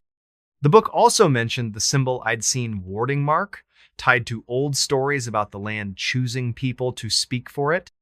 Back at the hospital that night, the air felt heavier, the lights dimmer. I checked the third floor cameras again, but they were still static, a gray snowstorm where room 317 should be. I avoided the ward, sticking to my rounds, but the scratching started again, louder, coming through the walls. Patients complained of nightmare shadows in their rooms, voices whispering their names. Mrs. Keller, an elderly woman in room 204, grabbed my arm as I adjusted her for. "It's singing," she whispered, her eyes wide. "Up there, in the quiet place. Don't listen, Avery." I brushed it off, told her it was the meds, but her words stuck with me, a cold knot in my stomach. Around 2 a.m., I found a note on the nurse's station, slipped under a chart. It was in my handwriting, but I hadn't written it. "Go to 317. It's waiting." My blood ran cold. I tore the note up, my hands shaking, and threw it in the trash. But the scratching grew louder, more insistent, and the lights flickered, plunging the hall into darkness for a split second. When they came back on, the trash can was empty, the note gone. I couldn't ignore it anymore. I took the stairs to the third floor, my flashlight cutting through the gloom. The hall was colder than before, the air thick with that sweet rotten smell. The symbol on room 317's door was deeper now, the spiral glistening like it was wet. I tried the keypad, punching in random codes, but it wouldn't budge. The scratching stopped, replaced by a low hum, like a choir tuning up, coming from inside. "My name?" whispered soft and slow. "Avery, come." I backed away, my heart hammering, and ran back to the station. I called Ed, but his radio was off. I tried the hospital's main line, but it was dead, just static and a faint hum that matched the one in my head. I searched the records room, looking for anything on room 317. Most of the files were missing, but I found a locked drawer in the back, its key taped under the desk. Inside was a single folder labeled Ward 317 Restricted. It held patient logs, but the names were redacted, replaced with numbers. Patient 12, admitted 1,943, non-responsive, transferred to 317. Disappeared. Patient 27, admitted 1,968, heard voices, transferred to 317. No record of discharge. Dozens of entries, all the Semino outcomes, just gone. The last page was a photo, grainy and old, showing a nurse standing in front of room 317's door, her face blurred, the spiral symbol carved into her hand. I didn't sleep after my shift. I drove to Missoula, to a friend's house, needing distance, needing answers. Rachel, my historian friend, met me at a coffee shop, her laptop open to scans of old documents. "St. Agnes was a dumping ground," she said, her voice low. "People who didn't fit mental cases, drifters, anyone the town didn't want, they sent them to 317. No one came back. The Harts, the family who built it, they believed the land was alive, that it needed voices to speak through. That symbol you saw, it's in their journals. They called it a key." I told her about the scream, the hum, the note. Her face paled. "Get out of Haven's End, Avery. That place, it's not just haunted, it's hungry." I went back, not because I wanted to, but because I couldn't stay away. The hum was in me now, a constant drone, pulling me back to the hospital. That night, the third floor was different. The lights were out, the hall lit only by a faint glow from under room 317's door. The scratching was gone, but the hum was louder, a song without words, weaving through my thoughts. I found another note on the station, in my handwriting again. "Open the door." This time, I didn't tear it up. I walked to room 317, my flashlight trembling, the spiral symbol glowing faintly, like it was alive. The keypad beeped, accepting a code I didn't know, 243, the time I'd heard the scream. The door clicked open, revealing a room that shouldn't exist. It wasn't a hospital room, no bed, no equipment, just a bare concrete floor and walls covered in spirals, hundreds of them pulsing with that same sickly light. In the center was a hole, a jagged pit in the floor, the hum pouring out of it like a living thing. I saw shapes in the dark faces, hands, eyes watching me, their mouths moving, singing my name. I don't know how long I stood there, the hum filling my mind, drowning out everything. I saw myself in the pit, my face among the others, my voice joining the song. A hand touched my shoulder, cold and heavy, and a voice whispered, "You're home." It wasn't human, not anymore, but it knew me, knew everything about me. I screamed, or thought I did, and ran, the door slamming shut behind me. I left Haven's End that morning, my car packed with what little I owned. I'm in Minneapolis now, crashing on Rachel's couch, but the hum follows me. It's quieter, but it's there, in my dreams. In the silence between heartbeats, I find spirals everywhere on my apartment door, in the margins of my notebooks, etched into my skin when I wake up. Last night, I found a chart in my bag, one I didn't write. Patient 84, Avery Cole, admitted to 317, singing, "I don't know what lives in St. Agnes, or what it wants, but it's not done with me." If you're ever in Haven's End, if you hear a scream at 2:43 a.m., don't go to the third floor. Don't open the door. Because once the silent word calls you, it never lets you go. The door at the end of the hall. The knocking woke me at 3:13 a.m. 3 sharp raps, deliberate and slow, coming from the door at the end of the hall in my new apartment in Black Hollow, Vermont.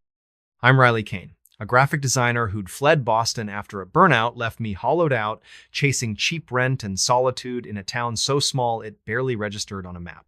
The apartment was a Stila second-floor flat in a sagging Victorian house, its paint peeling like old skin, its windows rattling in the October wind. The landlord, a wiry man named Mr. Harrow, had handed me the keys with a warning, "Don't bother with the door at the end of the hall. It's locked. Always has been." I'd nodded, too tired to care, but that night, the knocking changed everything. The sound wasn't loud, but it was wrong too, precise, too measured, like someone was testing the door's strength. I lay in bed, my heart thudding, staring at the ceiling where shadows danced in the moonlight. The apartment was quiet otherwise, the kind of quiet that feels alive, pressing against your eardrums. I waited, breath held, for another knock. Nothing. Just the faint creak of the old house settling, or so I told myself. But sleep wouldn't come. The air felt thick, heavy with the smell of dust and something sharper, like wet iron. I got up, my bare feet cold on the hardwood, and crept to the hallway. The hall was narrow, its wallpaper faded to a sickly yellow, curling at the edges. At the far end, maybe 20 feet away, was the door Mr. Harrow had mentioned plain wood, no knob, just a rusted keyhole and a faint crack running down its center. I'd barely noticed it when I moved in, assuming it led to storage or a sealed-off room. Now, it seemed to loom, the shadows around it deeper, almost liquid. I stood there, my phone's flashlight casting a weak beam, and listened. No knocking, no sound, just the hum of my own pulse. But as I turned away, I saw a faint scratch on the doorframe, thin and jagged, like a claw mark. I didn't sleep after that. The next morning, I called Mr. Harrow, my voice shaky as I asked about the door. "Told you, don't bother with it," he snapped, his tone clipped. "Old house, old quirks. Leave it be." He hung up before I could press him. I tried to focus on work, setting up my laptop in the cramped living room, but my eyes kept drifting to the hall. The scratch was still there, deeper than I'd thought, and beside it was another, fresher, like it had been carved while I was on the phone. Black Hollow was a ghost of a town, a cluster of clapboard houses and a general store that doubled as a post office, nestled in a valley where the trees grew too dense and the fog never quite lifted. I went to the store that afternoon, hoping to dig up some local gossip. The clerk, an older woman named Esther, with eyes like chipped flint, gave me a tight smile when I mentioned the apartment. "Harrow's place, huh? You hear anything odd?" she asked, her hands pausing over the register. "Just the house settling," I lied, but her smile faltered. "Mind the door at the end," she said, her voice low. "Folks who live there, they don't stay long." She wouldn't say more, just handed me my change and turned away. Back at the apartment, I couldn't focus. The air felt heavier, the iron smell stronger, seeping from the hall. I searched online for anything about the house, but Black Hollow was a Black Holeno records, no history, just a few mentions of a fire in the 1920s that gutted half the town.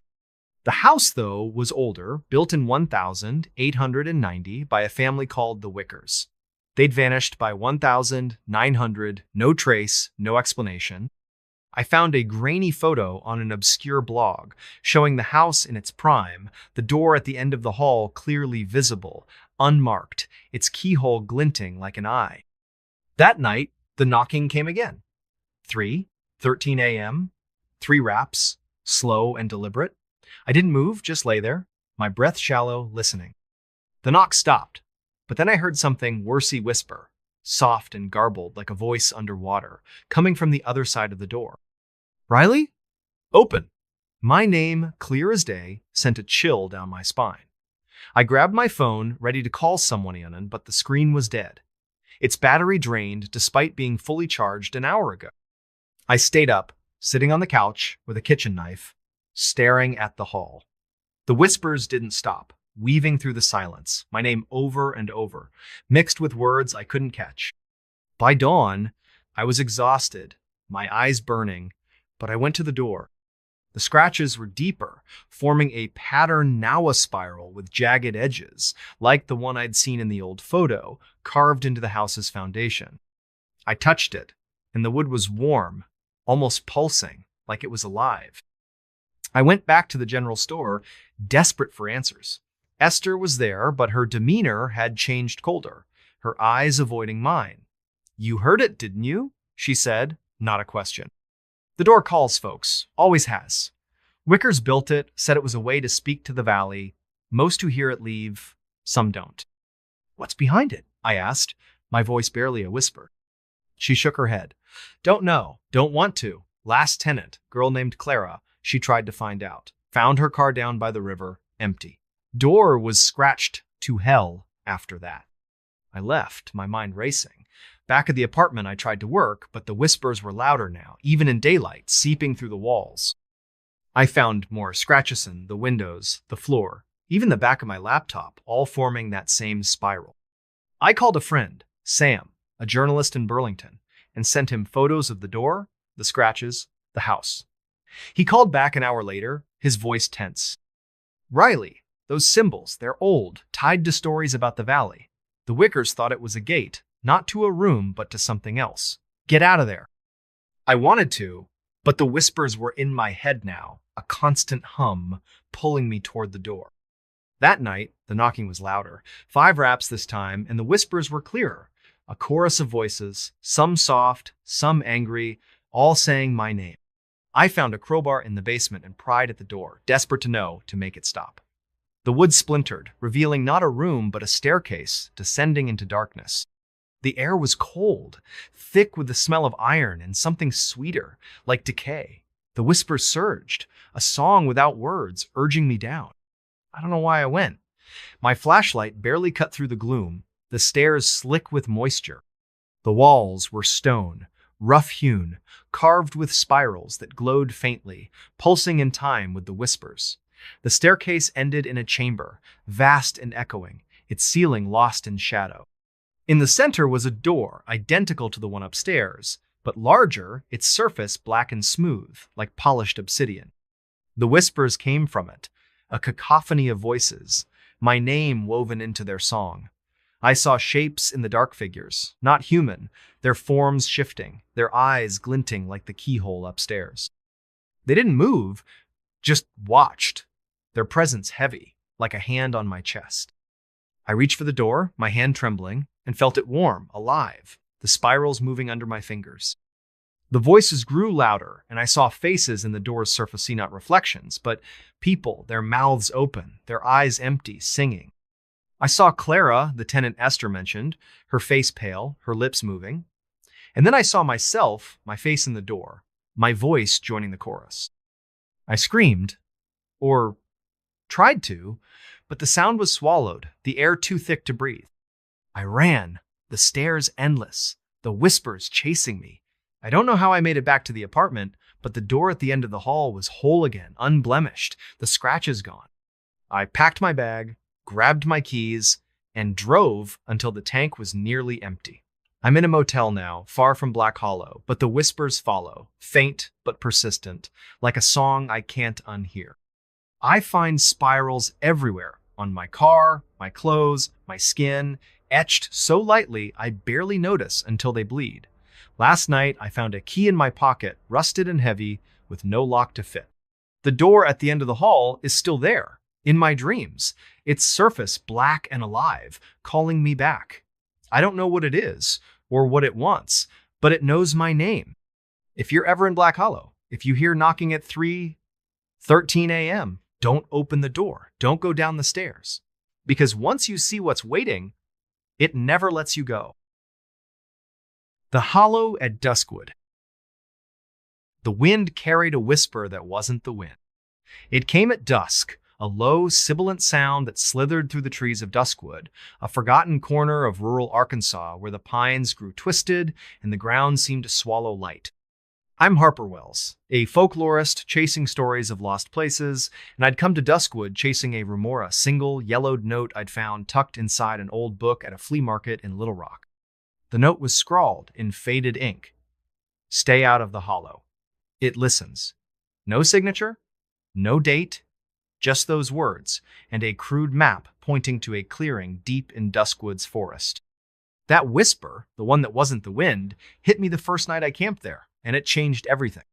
Duskwood wasn't a town, not really just a scattering of trailers and a gas station with a flickering sign, nestled in a valley where the air always smelled of damp earth and something sour, like rotting fruit. The locals called the forest the Hollow, a name that carried weight, like a warning you didn't question. I'd driven in with my beat-up camper van, my notebook filled with half-baked theories about old settler tales, expecting to find nothing but trees and maybe a ghost story or two. The map led me to a dirt path off Route 62, barely wide enough for my van, the pines closing in like a tunnel.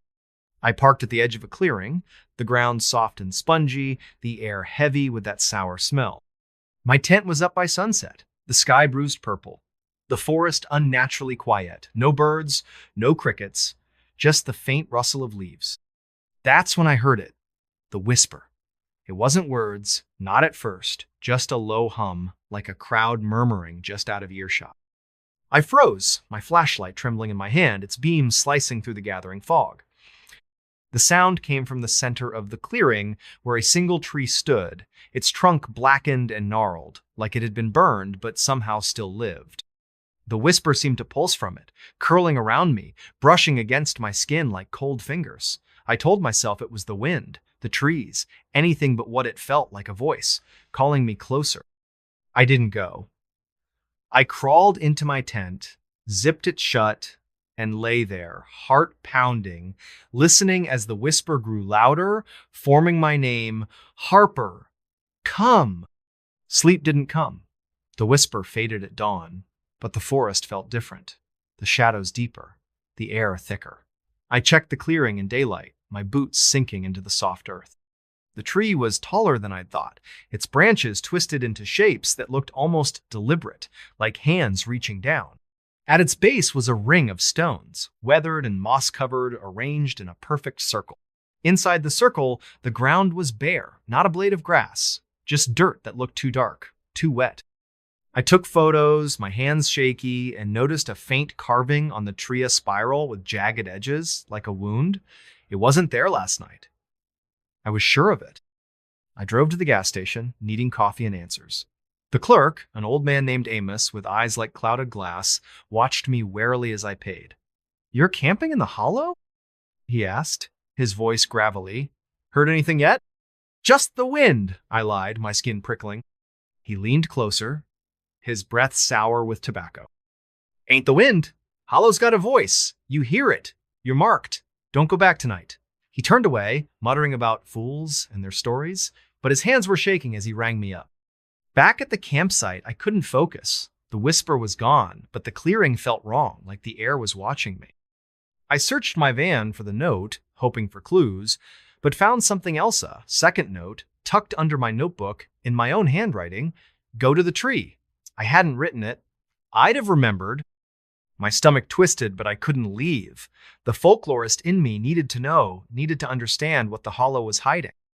I spent the day digging through my research, old books and scanned documents I'd brought along. Duskwood's history was sparse, but there were whispers of a settlement in the 1800s, a group of families who'd built homes in the hollow and vanished by 1850. The locals blamed disease, but the stories were stranger people hearing voices, walking into the forest, and never coming back. The tree in the clearing was mentioned once, in a journal fragment from a preacher named Elias Ward. The hollow speaks through the tree. It chooses its voices, and they sing forever. The spiral symbol was there too, sketched in the margin, labeled the mark of the listener. That night, the whisper came again, sharper, more insistent, at exactly 3:13 a.m. I woke with a start, my tent zipper undone, the flap flapping in a breeze that wasn't there. The whisper was louder, a chorus now, voices overlapping, some soft, some angry, all calling my name. I grabbed my flashlight and stepped outside, the air cold and heavy, smelling of rot and iron. The tree was glowing faintly, its spiral carving pulsing like a heartbeat. I approached, my boots sinking deeper, the ground almost sucking at my feet. The stones around the tree were different now, rearranged, their surfaces scratched with more spirals, some fresh, some old and weathered. I heard footsteps behind me, soft but deliberate. I spun, the flashlight beam sweeping the clearing. Nothing, just fog and shadows. But the whispers grew louder, and now I could make out words. Harper, join, see. My head throbbed, my vision blurring, like the sound was inside me, tugging at my thoughts. I saw shapes in the fog figures, tall and thin, their faces hidden, moving just out of sight. I ran back to the tent, zipping it shut, but the whispers followed, seeping through the nylon, filling my skull. By morning, I was a wreck, my eyes burning, my hands shaking. I drove to the gas station again, desperate for someone to talk to. Amos was there, but he wouldn't look at me. You went back, he said, his voice flat. Saw the tree, didn't you? It's got you now. What's got me? I demanded, my voice cracking. He shook his head.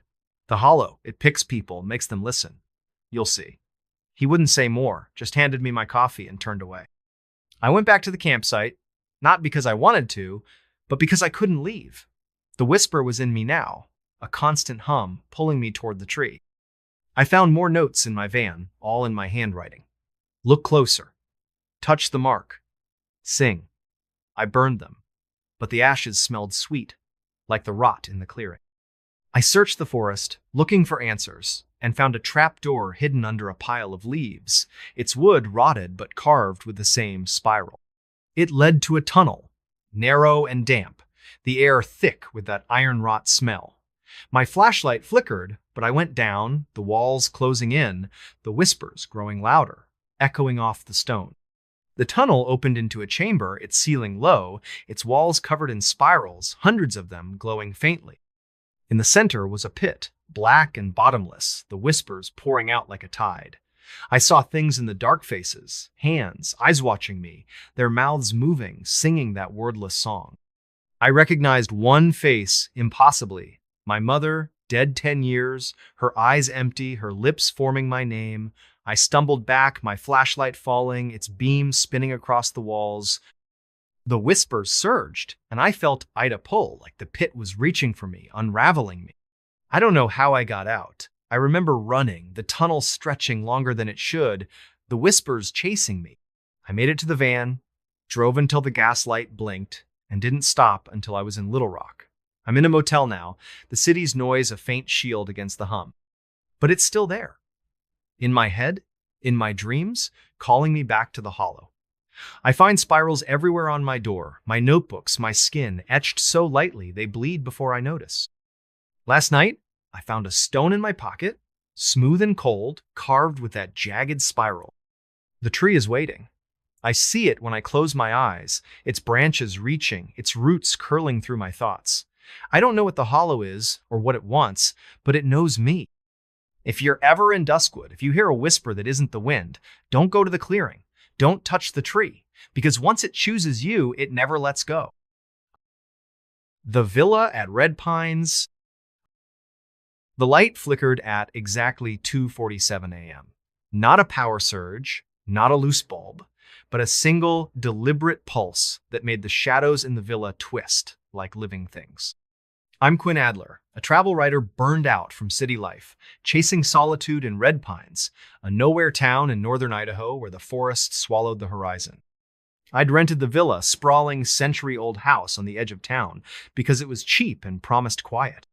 The listing called it historic charm, but didn't mention the light in the upstairs window, the one that flickered every night, or the Polaroid I found under the floorboards my first day there, showing a man standing in that same window, his face blurred with the words "Don't look back" scrawled on the back in red ink. That flicker, that photo-A, was the hook that pulled me into something I still can't explain. Red Pines was barely a town. A gas station, a diner with cracked vinyl booths, and a handful of houses clinging to the edge of a forest so dense it seemed to breathe. The villa stood alone, a mile from the nearest neighbor, its stone walls weathered to a dull gray, its windows dark except for that one upstairs, always glowing faintly, even when the power was off. The air around it smelled of pine and something metallic, like blood left to dry. I'd arrived on a chilly October afternoon, the sky heavy with clouds, the wind carrying a faint hum, like a radio tuned to static. The realtor, a nervous woman named Lila, handed me the keys and muttered, "Don't mess with the upstairs. It's particular." I thought she meant the plumbing. Inside, the villa was a time capsule creaking hardwood floors, faded wallpaper with floral patterns curling at the edges, and furniture that smelled of dust and old secrets. The staircase to the second floor was steep, its banister worn smooth, leading to a locked door at the end of the hall. The key didn't work, and Lila's number went straight to voicemail when I tried to call. I set up in the downstairs bedroom, figuring I'd deal with it later. That night, I woke to the flicker too. 47 a.m., the light in the upstairs window pulsing once, then going dark. I checked the breaker, thinking it was a fault, but everything was fine. That's when I found the Polaroid, slipped under a loose floorboard in the living room, the man's blurred face staring out, his hand pressed against the glass. I didn't sleep after that. The house felt alive, the silence too heavy, broken only by the occasional creak of the walls, like footsteps pacing above me. My skin prickled, my mind replaying the Polaroid's warning, "Don't look back." I tried to work, typing up notes for my next article, but my eyes kept drifting to the staircase, to the locked door I hadn't seen yet. The metallic smell was stronger now, seeping from the walls, mixing with the musty scent of old wood. I told myself it was just the house, just my imagination, but the flicker came again the next night. 2:47 a.m. And this time, I heard something a whisper, faint and garbled, like a voice trapped in static, coming from upstairs. "Quinn, see?" I went to the diner the next morning, needing coffee and answers. The waitress, an older woman named Dot, with eyes that didn't blink enough, poured me a cup and leaned in when I mentioned the villa. "You're staying at the old Hartwell place?" she said, her voice low. "Heard anything yet?" "Just the wind," I lied, my hands tightening around the mug. She didn't buy it. That house don't like guests. Last folks who stayed there, a couple from Boise, left after a week. Said the lights kept talking. She wouldn't say more, just shuffled off, muttering about bad ground. I asked around, but the locals were cagey. Their answers, vague stories of the Hartwell family, who'd built the villa in the 1890s and vanished by 1910, of lights that flickered without power, of whispers no one could trace. One man, an old-timer named Cal, grabbed my arm as I left. "Don't look behind you," he said, his breath sour with whiskey. "Not when the light goes on." Back at the villa, I couldn't focus. The whisper was louder now, even in daylight, weaving through the hum of the forest outside. I searched the house, looking for clues, and found a trapdoor in the pantry, its hinges rusted, its wood carved with a spiral symbol jagged, like a scar. I pried it open, the air below cold and damp, smelling of iron and decay. My flashlight revealed a narrow staircase descending into darkness. I didn't go down, not then, but I couldn't shake the feeling that something was waiting, listening. That night, the flicker came again, 2:47 a.m., but this time the whisper was clearer, my name sharp and insistent. Quinn, come. I climbed the stairs, my heart pounding, the key suddenly working in the locked door. The upstairs hall was long, its wallpaper peeling, the air thick with that metallic smell. At the end was a room, its door ajar, the flickering light spilling out. Inside was a single window, the one I'd seen from below, its glass smeared with something dark, like blood wiped away. On the floor was another Polaroid, showing me standing in that room, my face blank, my eyes too dark. I hadn't taken it, I hadn't been here before. I ran downstairs, locked the door, and shoved the chair against it. The whisper followed, louder now, a chorus of voices, some soft, some angry, all calling my name. I called Lila, but her voicemail was different now, just static, and a faint whisper, my name over and over. I tried to leave, but my car wouldn't start, the engine dead, the dashboard flickering like the light upstairs. The house creaked, the shadows moving, and I found more Polaroids under the couch, in my bag, on the kitchen counterall, showing me in that room, my face wrong, my hands pressed against the window. I went back to the trapdoor, needing answers. The staircase led to a basement, its walls stone, slick with moisture, carved with more spirals, glowing faintly. The air was heavy, the iron decay smell overwhelming. At the far end was a door, black and smooth, like the one upstairs but larger, its surface pulsing with that same sickly light. The whisper came from it, a song now, wordless but alive, pulling me closer. I saw shapes in the dark figures, not human, their forms shifting, their eyes glinting like the Polaroid's flash. They didn't move, just watched, their presence heavy, like a hand on my throat. I touched the door, and it was warm, alive, the spirals moving under my fingers.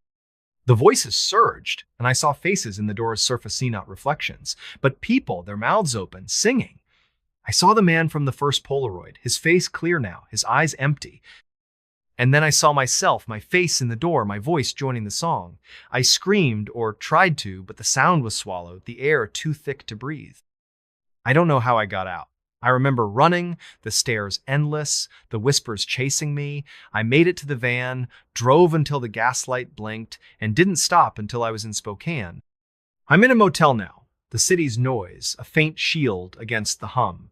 But it's still there, in my head, in my dreams, calling me back to the villa. I find spirals everywhere on my door, my notebooks, my skin, etched so lightly they bleed before I notice.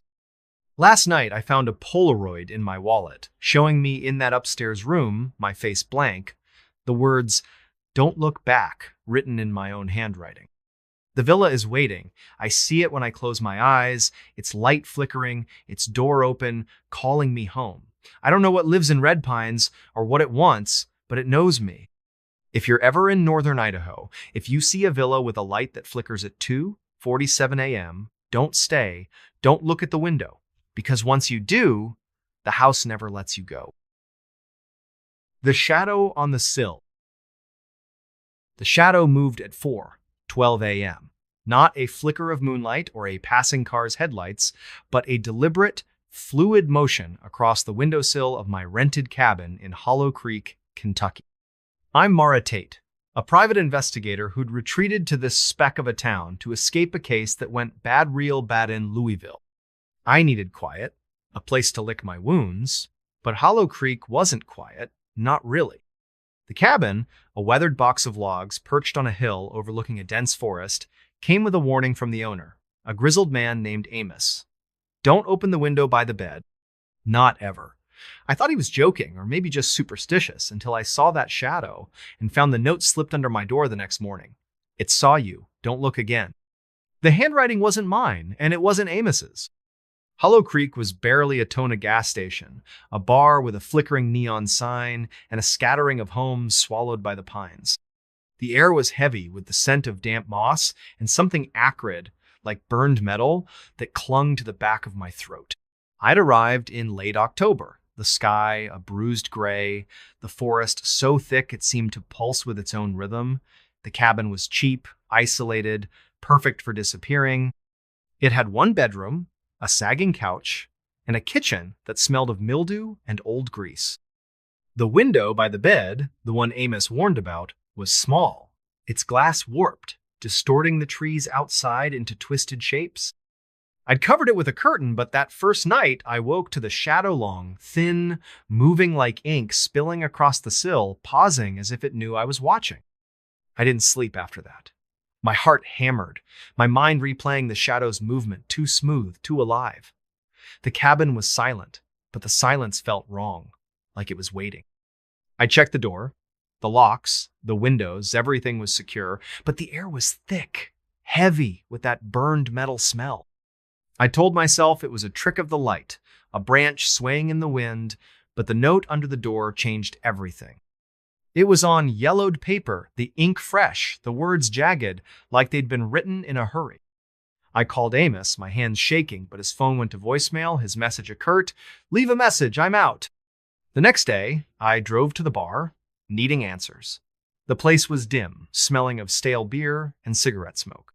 The bartender, a woman named Ruth with eyes like chipped ice, poured me a coffee and listened as I described the shadow, the note. "You're at the old Whitaker cabin," she said, not a question. "Folks, don't stay there long. That window, it's got a history." "What kind?" I asked, my voice steadier than I felt. She leaned closer, her voice low. "Whitakers built that place in the 1880s. Said the forest talked to them through the window. Last Whitaker, a girl named Eliza, disappeared in 92. Left a note like yours," said the shadow was watching. Ruth turned away, busying herself with a rag, but I caught the fear in her eyes. I went back to the cabin, the note burning a hole in my pocket. The forest felt closer now, the trees leaning in, their branches scratching the roof like fingers. I searched the cabin, looking for clues, and found a loose floorboard under the bed. Beneath it was a tin box, rusted and heavy, containing a journal pages, yellowed, ink faded, but the handwriting clear. It belonged to Eliza Whitaker, dated 1992. She wrote about the shadow, how it came every night at 4:12 a.m., how it whispered her name, how it moved inside the window, not outside. The last entry was a single line. "It's not a shadow, it's me." My stomach twisted. I checked the window, the curtain still in place, but the glass was cold, too cold, like it was pulling heat from the room. That night, the shadow came again. 4:12 a.m., sliding across the sill, slow and deliberate, like it was testing the curtain's edge. The whisper followed, soft and guttural, my name woven into a sound that wasn't words. "Mara, look." I didn't. I sat on the couch, my gun in my lap, staring at the curtain, waiting for dawn. But the whisper didn't stop, and by morning, another note was under the door. "You looked. It knows." I hadn't looked. I was sure of it.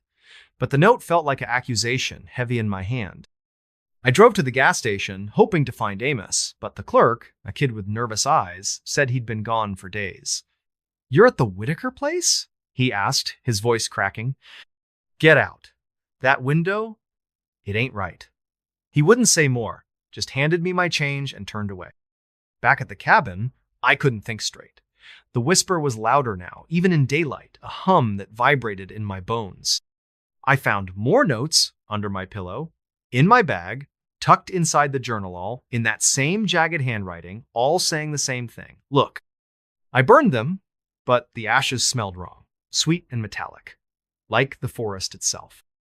I searched the cabin again, finding scratches on the walls, the floor, the window frame thin, precise, forming a spiral pattern that matched one in Eliza's journal, labeled "The Mark of the Watcher."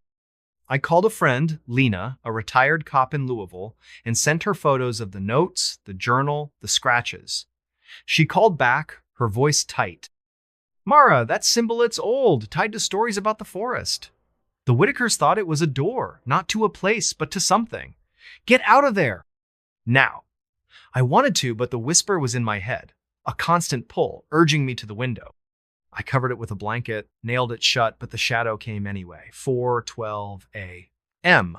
Moving through the blanket, its form sharper now, like a silhouette of me, but wrong too tall, too thin, its head tilted at an impossible angle. I didn't sleep. I sat by the door, gun in hand, listening as the whisper grew into a chorus, voices overlapping, some soft, some screaming, all saying my name. I found another note, this time inside my coat pocket. You're already here. My handwriting, but not mine. I tore it up, my hands shaking, and decided to leave. I packed my bag, grabbed my keys, but the car wouldn't start, the engine dead, the dashboard flickering like the shadow on the sill. Desperate, I pried open the window frame, needing to know. The glass was smooth, but the wood was warm, pulsing, the spiral scratches glowing faintly. The shadow was there, inside the glass, not outside.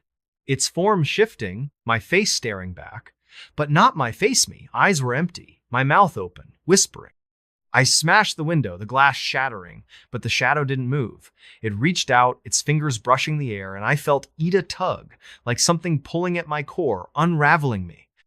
I ran, leaving everything, my bag, my gun, my sanity. The forest was a blur, the trees closing in, their branches snagging my clothes.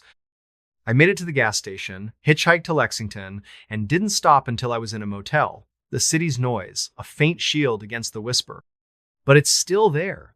In my head, in my dreams, calling me back to the cabin.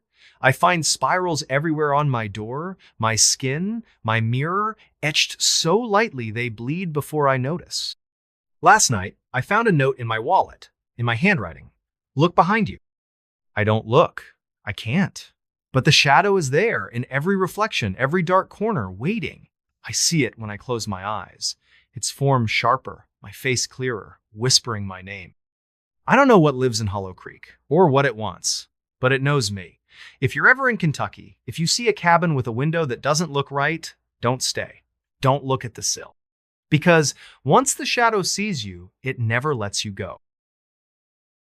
The last guest at the Starlight Motel.